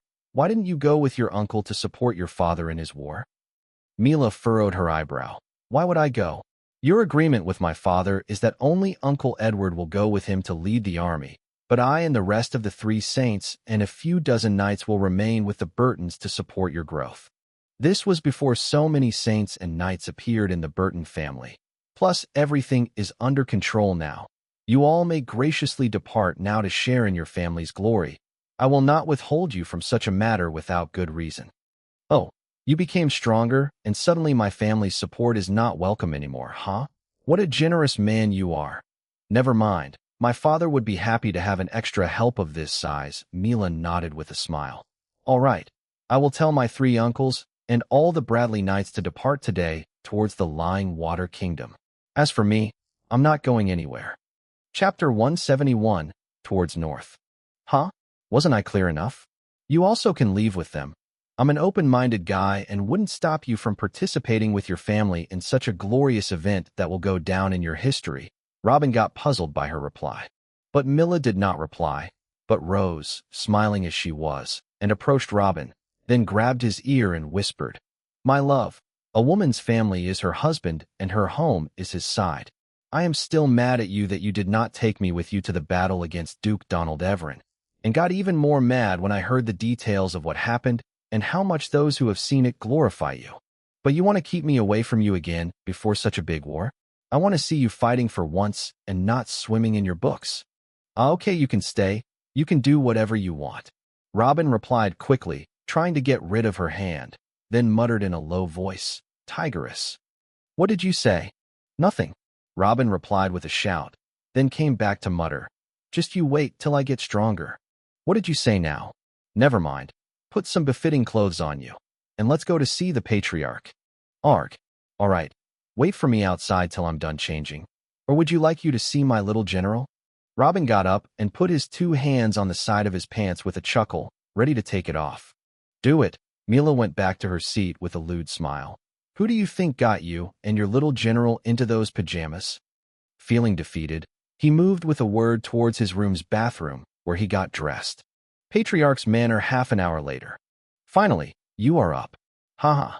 Thank the heavens, the patriarch stood to greet Robin who was coming towards him. How are you now? Feeling good? How are the preparations? When can we move? Robin asked as he entered the office. All is well. After leaving 50,000 to protect the new lands in the Duchy of Everin, we have a total of 300,000 soldiers here in Jura. About a quarter of them were armed with rated weapons or armor, and the 3 special legions are armed from their teeth with a fair middle categorized full armor and a middle categorized weapon as well. We also have about 100,000 fire runes left after in Stoke, and at least 5,000 of each of the other types of talismans. Everything is ready for a month now, and just some minor orders needed to be issued before we move. We can launch the invasion tomorrow if you want. The patriarch opened his hand in welcome. Although Mila had general information about this, hearing the frightening numbers from the patriarch's mouth has another taste. Even leaving the ridiculous amount of the talismans aside, was this an army a Marquis family should have? Robin nodded. Good. We are late already. Gather the whole army. We will set out tomorrow morning. Mila interjected. Gathering the whole army? Did you hear those numbers? Half of them would be enough to deal with a Marquis family. The purpose is not only to win and take a piece of land, but to crush them completely and irreversibly. And this conquest should be an example for everyone so that no one else like the smart-ass Donald Everin would show up and try to test us. Gather them all, Uncle Brian. We will march towards a bigger show tomorrow. Next morning. Ooh. The horn was blown at the military camps, but it was heard all over Jura City, and all its people went out to see what was going on. Dum. They found that again, after their return from a strong confrontation with the Everin family, their majestic Burton family's army is on the move. May heavens be with you. Our hearts are with you. You are our pride. Kill a few bastards, son, and don't be afraid. You are with a pack of brave lions.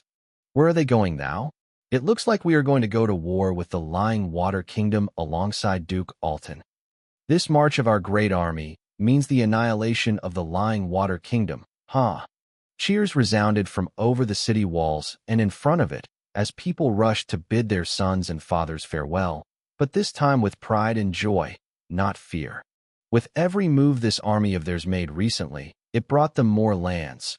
With every strike this army has blown, it brought them more glory. But enthusiasm and encouragement did not overwhelm everyone. Some of them narrowed their eyes, and the envoys of the nobles brought out their sound talismans, all sending about the same thing. The direction in which Burton's army was heading was not the direction of the kingdom of lying water. A day later, tens of miles north of Jura City. Clop, clop, clop. The movement of the army, numbering a huge 300,000 soldiers, is carried out at such a pace that it does not even scare the little animals and birds. It can be said that they are moving extremely slowly. At the forefront of the army, different formations of war horses moving like they are taking a stroll. It was Robin and the Saints in the first row next to each other, and behind them the old knights, and then the Fire Legion. While everyone else is having small talk and looking at the beautiful nature around, Billy's ring fades and his eyes narrow. Then he looks in Robin's direction. "Maybe we should move faster," he said. "How much time is left for us to reach our goal?" Robin replied without caring. 3 days if we continue at this speed. If we go a little faster, we may arrive tomorrow," Billy replied. Robin nodded. "Let's move as we are then. Why the hurry?" Billy narrowed his eyes and spoke. "I have news that Marquis Taui knew our marching line and gathered an army of 100,000 soldiers and is currently summoning all his helpers and every man capable of fighting in his lands. Even Marquis Rufus for some reason felt the danger and began to gather his army." "Good," Robin chuckled. "Maybe we should go camping for a day or two on the way too to give them extra time, so it wouldn't be said we have attacked them when they weren't prepared and bullied them. What do you think, Uncle Brian?" The patriarch nodded. "As long as you say that these invasions are primarily to frighten our enemies in the future, we should really wait for them to gather a little bit more of their strength." Then looked at Billy and added, "Look behind you. Who can defeat us? Let them gather what they want. That won't change fate." Although he knows the view well, since every few minutes he checks it with a smile, he looks behind it again.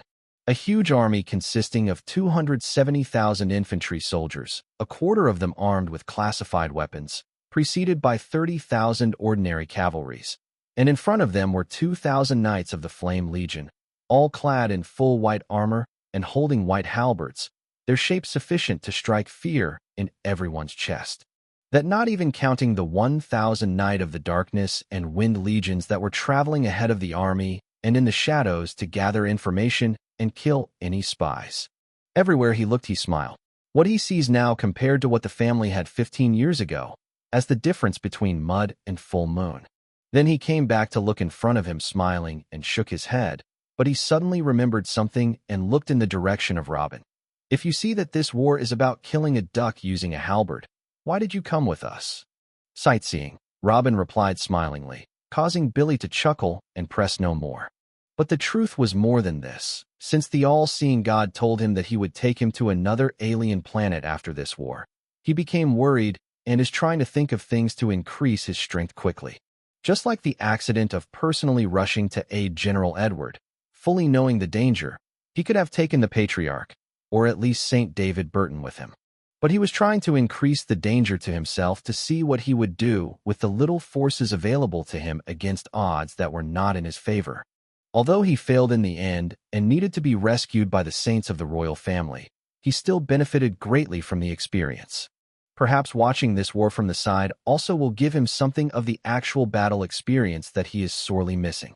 Freeing his imagination and thinking about what's to come, the new ring on his hand began to vibrate lightly. This was a ring based on the new soul imprint card system. During his unconsciousness, Billy had specially prepared it for him by putting all the soul imprint cards of the important people in it.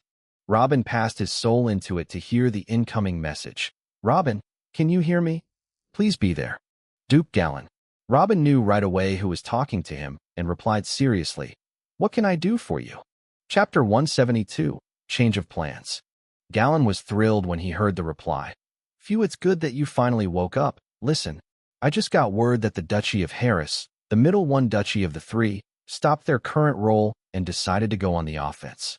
They have sent an army of 300,000 soldiers into the lands of the Duchy of Alton to destroy the entire duchy. and the other two duchies with which we are currently engaged have sent two small armies as well, numbering 60,000 and the other 120,000. The first of them toward Alton too, and the other army is heading towards my own. 120,000 soldiers are headed directly toward the Bradley Pearl as we speaking. What did you say? Robin forget that it was a soul-type sound talisman and shouted loudly, and his war horse suddenly stopped. When the patriarch saw this, he raised his hand, and the whole army stopped as well, wanting to see what could make him react like this. Then Robin continued, "How the hell did you let something like this happen? Did you and Raymond become transparent now? Instead of mastering troops to stop you, they ignored you both to the point of attacking here. What can we do? The Duchy of Harris is much stronger than we expected. We wanted to eliminate the two duchies around it, then enter it from both sides to paralyze it completely and bring it down without resistance. But the opposite has happened, and it is the one who constantly sends reinforcements to both sides. So even as we were winning, we found ourselves surrounded with every step we take. It is clear that the Kingdom of Lying Water has been strengthening the Duchy of Harris for years in anticipation of this day." Damn it. Robin clenched his fist upon hearing this. He definitely knew what would happen if those three armies succeeded in what they wanted to do. "Can't you two send a part of your armies to catch up with them in time?" Galen replied quickly, "We can divide our forces to deal with the 60,000 and 120,000 strong armies. But this plot is mainly to make us divert our attention and separate our troops. We can't fall for that. What if that part we separate fell into a trap? Are we the main body get a massive attack as soon as our numbers decrease? This is too risky. And leaving those aside, what part can we send to stop that 300,000 strong army? This will require a complete withdrawal and leaving behind us all that we have achieved. Everything we gained so far would be for nothing. Raymond is already thinking about retreating to defend his lands. But if he retreated, I will be surrounded even more and be pushed back in less than 2 weeks. Our only hope is that we both continue advancing now that the enemy troops have gotten smaller. As for those three armies." Of course. You two keep advancing, and I am the one to confront the three armies and save your asses here, right? That was not our agreement. Robin's unstable emotions made those around him confused, trying to guess what was going on. "Do you have another solution?"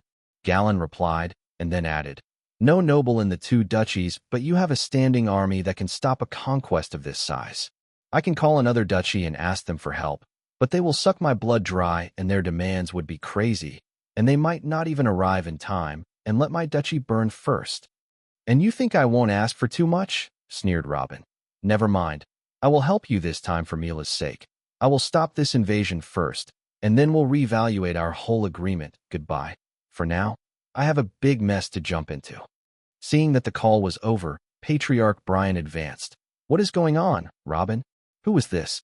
"It's Duke Galen," Robin replied to the Patriarch in a heavy voice. "The stagnant Water Kingdom has decided to carry out a counterattack, and there are three armies on the threshold of our kingdom, two of them being 60,000 and 300,000 coming to the Duchy of Alton, and one with a strength of 120,000 soldiers is going straight towards Bradley Pearl City."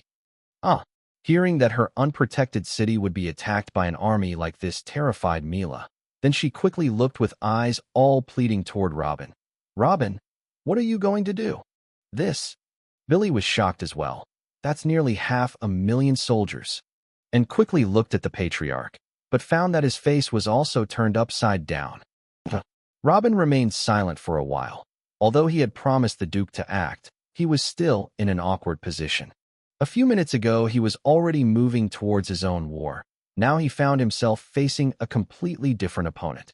About a full minute later, Robin opened his mouth. "We have to shelve our plans to attack Tai and Rufus families for now." The Patriarch sighed and nodded. "This is normal. If foreign armies entered to destroy the two duchies, and we went to start internal wars in the same duchies, it would be too much of a coincidence. Everyone would say that we are traitors who helped an enemy of the kingdom. The royal family itself might hunt us down if they believed that. Then what do we do with this army we gathered? We just go back to the city? We'll look bad in front of everyone." Caesar heard the words and came on his horse. "Go back." Mila panicked. "Robin, you have to help Bradley's Pearl City." We should at least defend the Bradley Pearl. They are our allies, and they are considered family after your engagement with Mila. Even if the Duke didn't ask you to, we should go there and defend it." The patriarch nodded. "And let the Duchy of Alton burn? Don't forget that we are still a part of it, and Jura City might be in danger if we leave." Robin shook his head. "We must part ways here. That is the only solution. Uncle Brian, you take 90,000 foot soldiers, 10,000 horsemen, 500 fire knights, 200 wind knights, 3 saints, and a quarter of our talismans, and take any road other than the lands of the Marcus Ties to head at once to the Duchy of Bradley and block that army heading there. The rest will remain here in the Duchy of Alton under the command of Uncle David to defend against the 2 coming armies, and I will remain here with him. In this way, people will think that we have come out for the defense of the kingdom and not for an internal war. I think we would look like heroes instead of greedy bastards. There is a bright side after all, haha." This. No one knew what to say. According to Robin's arrangement, he would use an army of about 200,000 against the 2 armies of the Lying Water Kingdom, which together totaled 360,000 soldiers, almost double his own. But a few seconds later, everyone nodded. This really was the safest solution they could think of. Then Robin continued, "Oh right. Uncle Brian, Uncle David, I want you to send voice messages to all the nobles in the 2 duchies, asking for help in equipment or men from them, except for Marcus Ty and Marcus Rufus." Why? As for myself, I don't need help. In fact, I don't intend to take all the army you allot me. The patriarch shook his head. 100,000 reinforced with all these capabilities against 120 enemy soldiers considered to have an overwhelming advantage. The army that would remain in the Duchy of Alton will need more support. No, you will need the army I gave you. They say the enemy has new strategies to reduce the effect of the talismans. You will need every possible support before you can see those strategies ourselves and find ways to nullify it. As for the help messages, you didn't understand me, Uncle. Then continued Robin. Just send the messages, but go straight into the battle and don't wait for reinforcements from anyone. That will only be an extra reason to attack the 2 families after this commotion is over. We will say we asked for support from the 2, but they refused." The patriarch was silent for a moment and then looked at his cousin David, before they both burst out laughing. "Ha! You brat. You haven't really shelved their matter, huh? All right, then we will do as you said." "Good. Let's start splitting the army up for 2. We should start moving in an hour with at most. Those 3 armies won't wait for us until we get ready.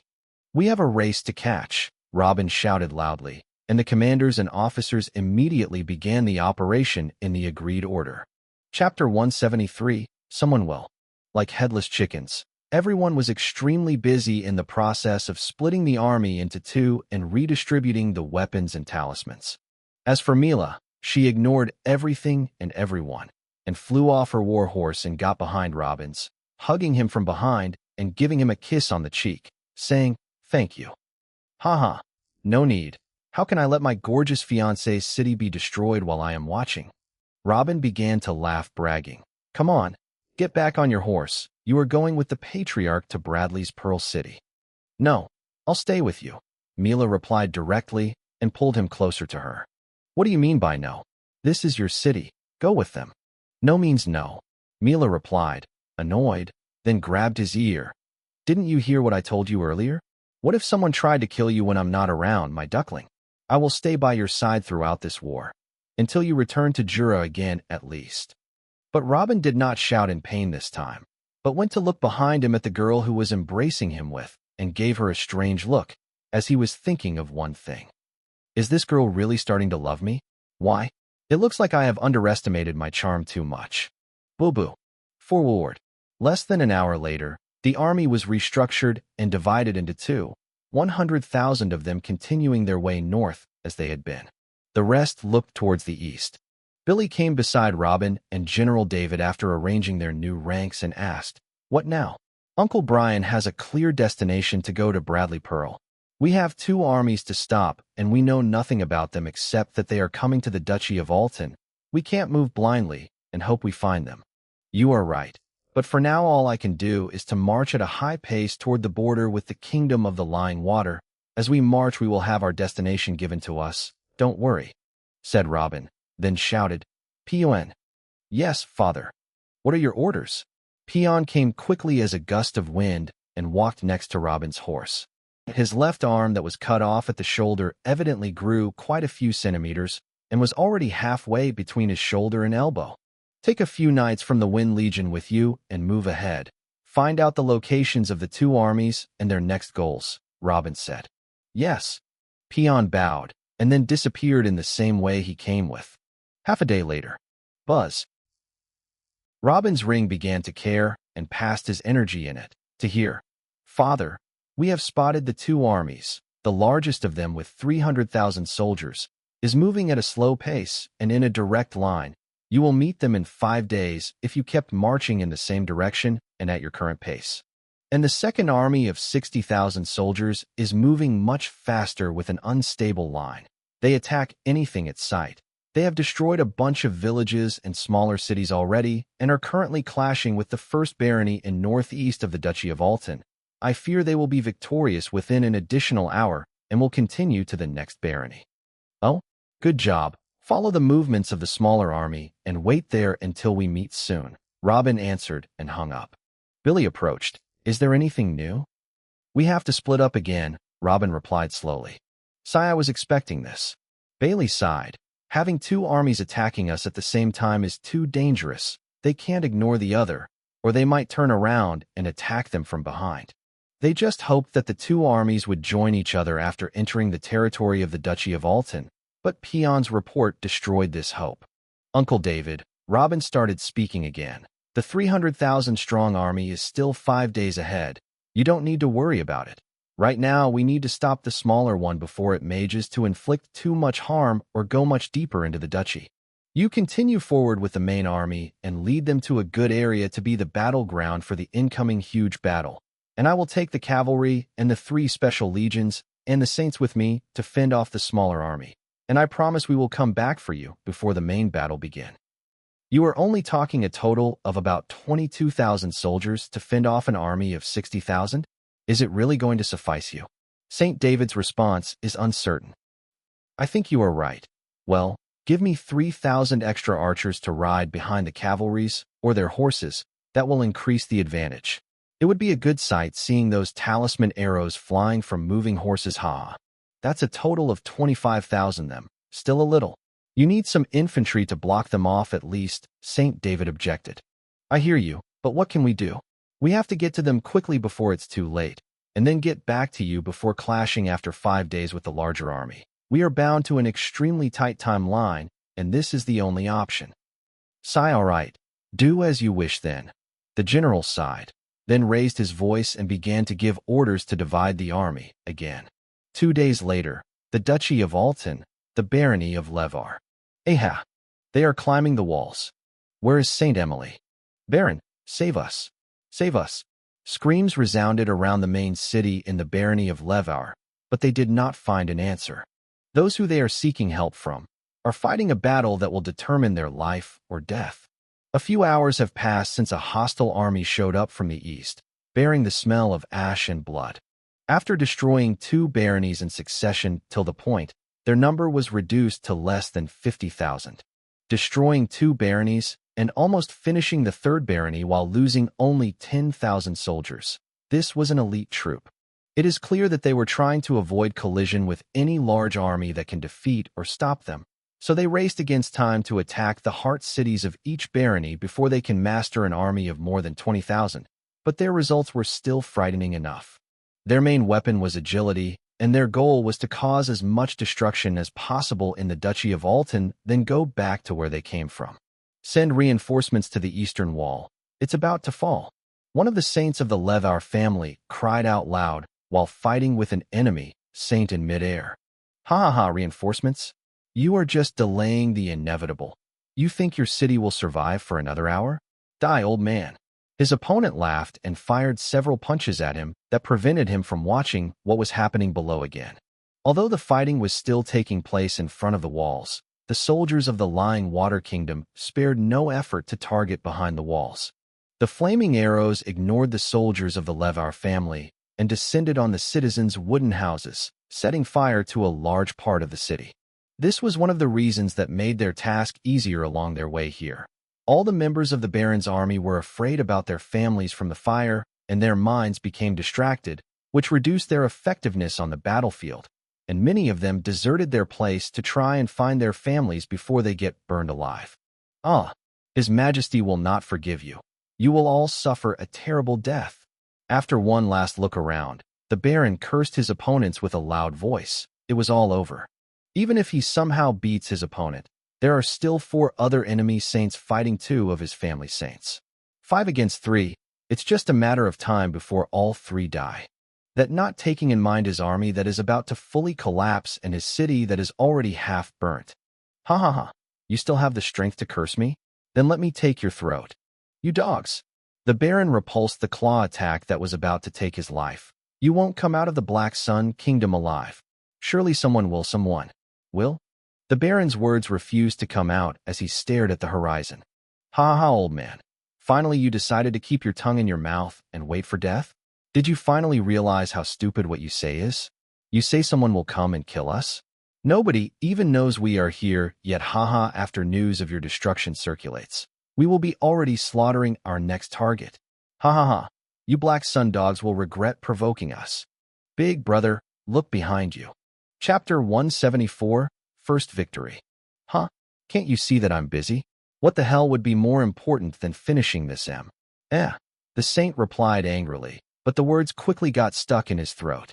A suspicious low cloud of dust was approaching from the south at a high speed towards them. What is that? The lying water saint retreated away from the Baron and began to carefully examine the cloud of dust. Clop, clop, clop. As the cloud approached, the sounds of hoofs began to respond to everyone's ears. Even the fights in front of the wall began to calm down as they looked at the coming cloud of dust as well. Some of them hoped that these are really the sounds of horses and that soldiers have come to help, and the other party hopes that it is really just a sandstorm and the wind is only playing tricks on them.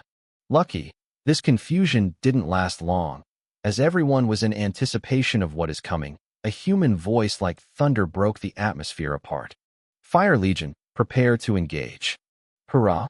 The voice of thousands of men exploded from within the dust. Before anyone could react, everything changed before their eyes. The Fire Legion all raised their halberd high, ready to slash it down at their next unlucky target, and lit white flames on its blade. As if a tornado of white flames suddenly erupted, the dust that was around them got burned in an instant, revealing instead a great sea of horses, in the forefront of which were a few rows of war horses. This are all these knights. 2,000 Fire Legion members, with the weakest of them at level 11 of knighthood, taking the front few Ross with all of them dressed in white armor and raising their white halberds. Those were actual knights acting like cavalries. Leaving aside this frightening line-up and looking slightly upwards, they were 8 saints flying at a steady pace. Their eyes were fixed at the Baron and the few other figures that were hovering in the skies. It was clear that they were searching for targets. The words were crammed into everyone's mouths. The pressure caused by the Fire Legion cast everyone in a daze, whether the sons of the Black Sun or the Lying Water, whether saints or those at the first level of the Energy Foundation. Everyone stood watching the terrifying and bewitching spectacle at the same time with an open mouth. Flames. White flames. It is them. It is the Burton family. We were saved. After 2.5 days, east of the Duchy of Alton. Welcome back. I honestly expected you to be late another day or two, but thank the heavens you disappointed me. Huh. St. David laughed loudly as he approached a large group of cavalry coming towards him. Robin jumped off his horse smiling and extended his hand to shake the saints. Ha, you praise me too much, Uncle David. Honestly, I too expected at least another half a day of dilation at least, but we were lucky and got to them in an excellent timing because of Peon and his men's excellent work. The battle was basically effortless. Oh, come to headquarters and tell me more about it. St. David patted Robin on the shoulder, then looked behind him. All saints and senior officers come too. I'm afraid you guys will have no rest today. After Robin and those with him entered a huge tent on top of a small mountain, a few old men and women inside the tent stood up and applauded them with smiles on their faces. Although they did not know the details of what happened yet there, Robin's presence here now means that they were victorious, with a swift victory at that. And the army that he took is back almost as complete as he took it. The extent of the victory that has been achieved can be only imagined. Robin and the rest nodded and found themselves seats in the empty chairs that were waiting for them. The tent had nothing but chairs placed around a large map drawn on the ground and a few stones and pieces of wood showing the distribution of their army and the hostile armies. With one glance at the ground, Robin understood the situation. The clash will happen today? St. David nodded. They have quickened their movements. Perhaps in 2 or 3 hours you will find them at sight. That isn't good news for us. The cavalry and the archers are all tired from traveling. I brought them directly after the battle seeking to reach you guys and rest here. I thought we still had a day until the battle. Robin slowly rubbed his forehead. In fact, he himself and the special legions were also extremely tired. Robin ordered to turn back after the moment of victory and didn't wait to let them rest. But they are better off than those who are still in the energy-based stage like the ordinary cavalries and archers. He wanted to make sure he is among the main army so that he can help if needed, and seeing the situation. He was right. But the cost? Don't worry about that. Their army is no better off. David smiled and shook his head. He understood what Robin was implying. Huh? They are tired? Of what exactly? It's impossible that any army in this duchy could have stopped them. They are cowards that won't take a step forward if they don't absolutely have to. And there isn't any big noble family in their route. How is it possible that they are tired as well? Asked Billy, surprised. Since they entered the Duchy of Alton and have sent parts of their army to attack the small cities and villages near them, they have plundered and destroyed 7 of them so far. If my army got busy killing a few 100,000 peasants while raping women and little girls left and right, I guess they would be tired too. We have had to advance more than 100 miles more towards them after we had pleas from the next cities on their path. Their elders came here and prostrated in front of everyone here to make us advance to protect them. I was about to refuse, but one of the elders has recommended this location to us, which was actually better than the previous one. So, here we are. We are currently in a very good strategic location. It has a small hill that is about 5,100 meters higher than its surroundings, with the near lands around us in a perimeter of 1,000 meters is exposed with little trees, which will help using the talisman arrows. There are some forests and higher hills behind the 1,000 meters mark, but we can basically ignore those, so I decided to wait for them here. As they want to continue towards the rest of the duchy, they have to get past US first. Reports say that they also began to gather again in one body. Most likely they knew that a large army is waiting for them here, and they wanted to make sure of victory. Robin widened his eyes. They are exhausting themselves by attacking common cities and villages? What arrogance! David shrugged. The entire duchy army is currently trapped in the lying water kingdom. Who could stop them? They just came to sabotage and plunder. Robin laughed. Let's announce to the world that is another lion in the den then. David nodded. Tell me, what happened in your battle? Oh, nothing special. We found them in the midst of a battle against a barren family and attacked them from behind. We didn't need the cavalry nor the archers, honestly. The first Fire Legion's dash alone have eaten a third of their army. The rest were either killed or captured in a matter of an hour. Mila and Billy and the rest killed the enemy saints too. None of them have escaped. Oh, what about losses? A little less than 1,000 ordinary cavalry and a few knights of the Fire Legion has died. This happened after the first dash ended and the close combat began. Thinking about it, I might have made different orders to save their lives. Sigh, Robin shook his head. It's still a pretty good loss. But where are the captives? One of the old knights asked. Prisoners of war have a high price in the market, especially if their level is high and their age is young. I left them to the Baron, Robin shrugged. I wanted to get back quickly before the great battle began here. So how could I drag behind me a few thousand soldiers bound in chains? Second, his city was devastated by fires. I think he would benefit more from them than us. Ha! Only you can forfeit hundreds of thousands of coins so easily. I hope that bastard of a baron would remember your grace. David laughed out loud. Robin smiled and stood up. I'm going to rest in my tent now. Everything is at your disposal, Uncle David. But when the war begins, please let someone remind me to come and watch it from the side. Chapter 175, Shield Wall. Boom, boom, boom. Robin suddenly opened his eyes and stood up from his meditating position after hearing a loud explosion. Your Excellency, the enemy army has arrived, and they have already entered our shouting range. A turbulent sound came from outside the tent. Boom, boom, boom. Robin exits the tent and looked towards the east from where the explosion sounds are coming. Yeah, I could tell that we are shouting someone.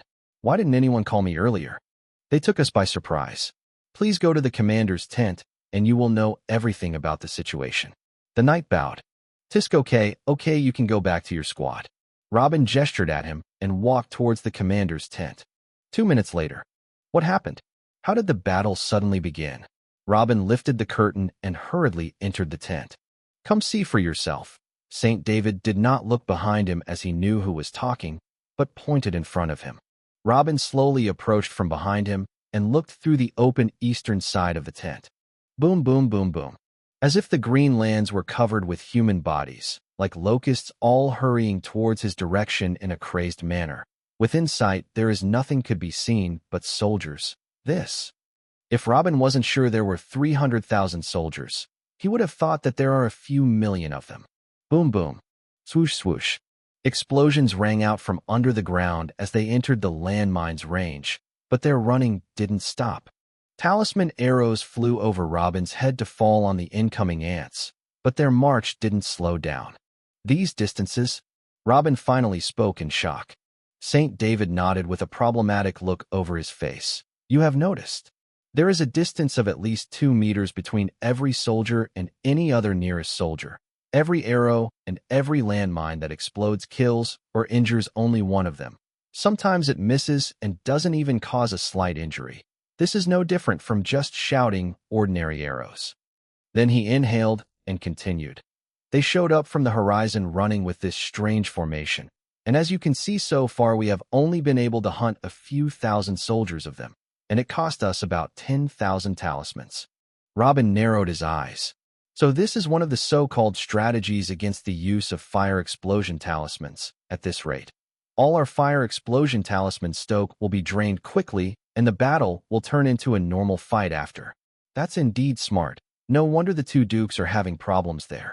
Uncle David, do you have a plan against this? St. David finally gave a slight smile. Watch and learn, kid.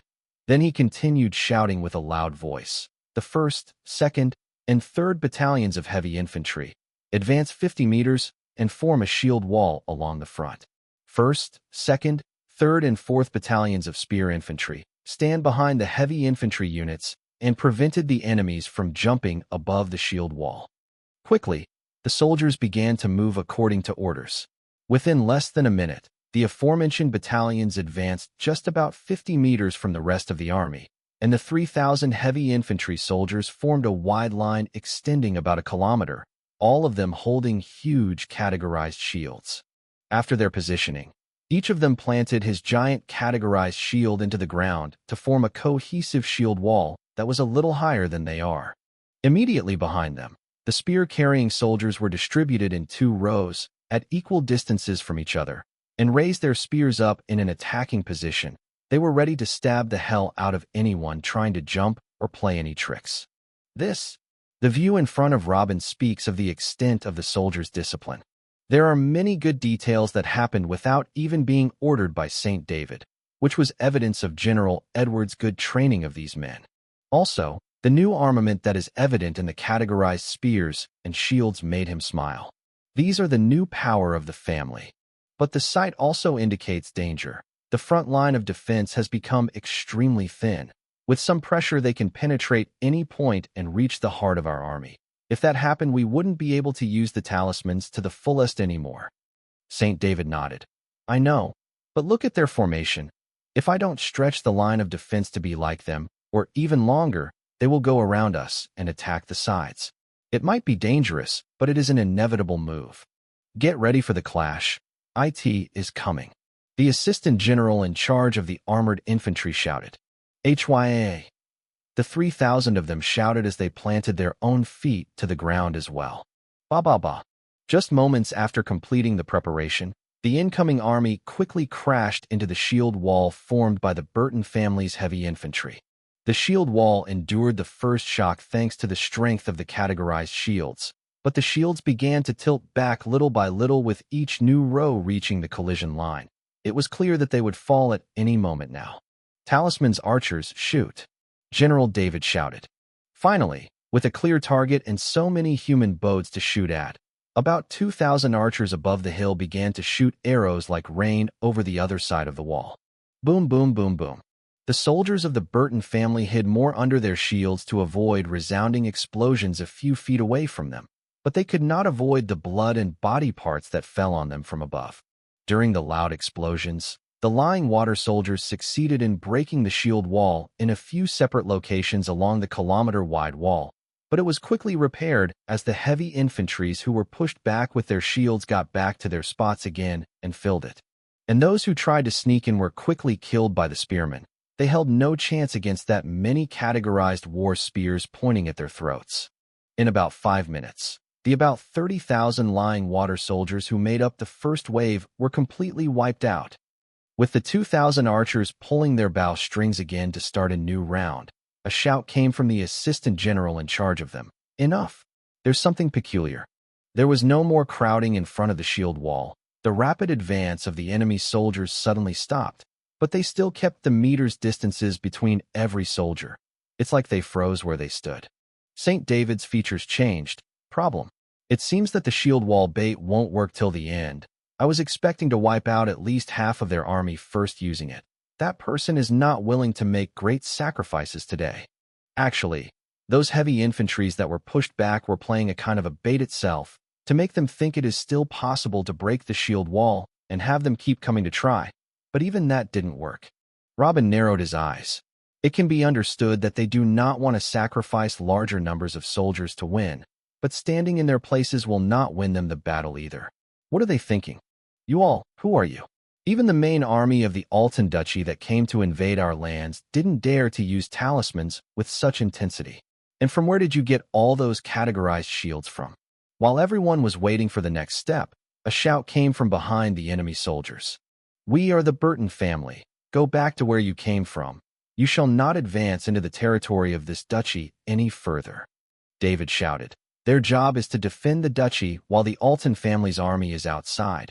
If he managed to push them back without further losses, it would be the best possible outcome. "The Burton family. I have heard about you. No wonder you have all these talismans and categorized spears and shields. But do you think that 3,000 categorized shields can protect you from us? You are dreaming. Hey, don't you have hostility with the kingdom of Dolliver? What do you have to do with what's going on here? Listen, take your army and retreat, and I give you my word that we will not approach your territory, or else." The voice answered, clearly respecting his opponent, but he had no intention of retreating. "Show me your worst," David replied straight away with no room for further negotiation in this direction. As long as Robin promised the Duke that they would do something about it, they couldn't hold back no matter how strong their opponent was, especially not when they were winning.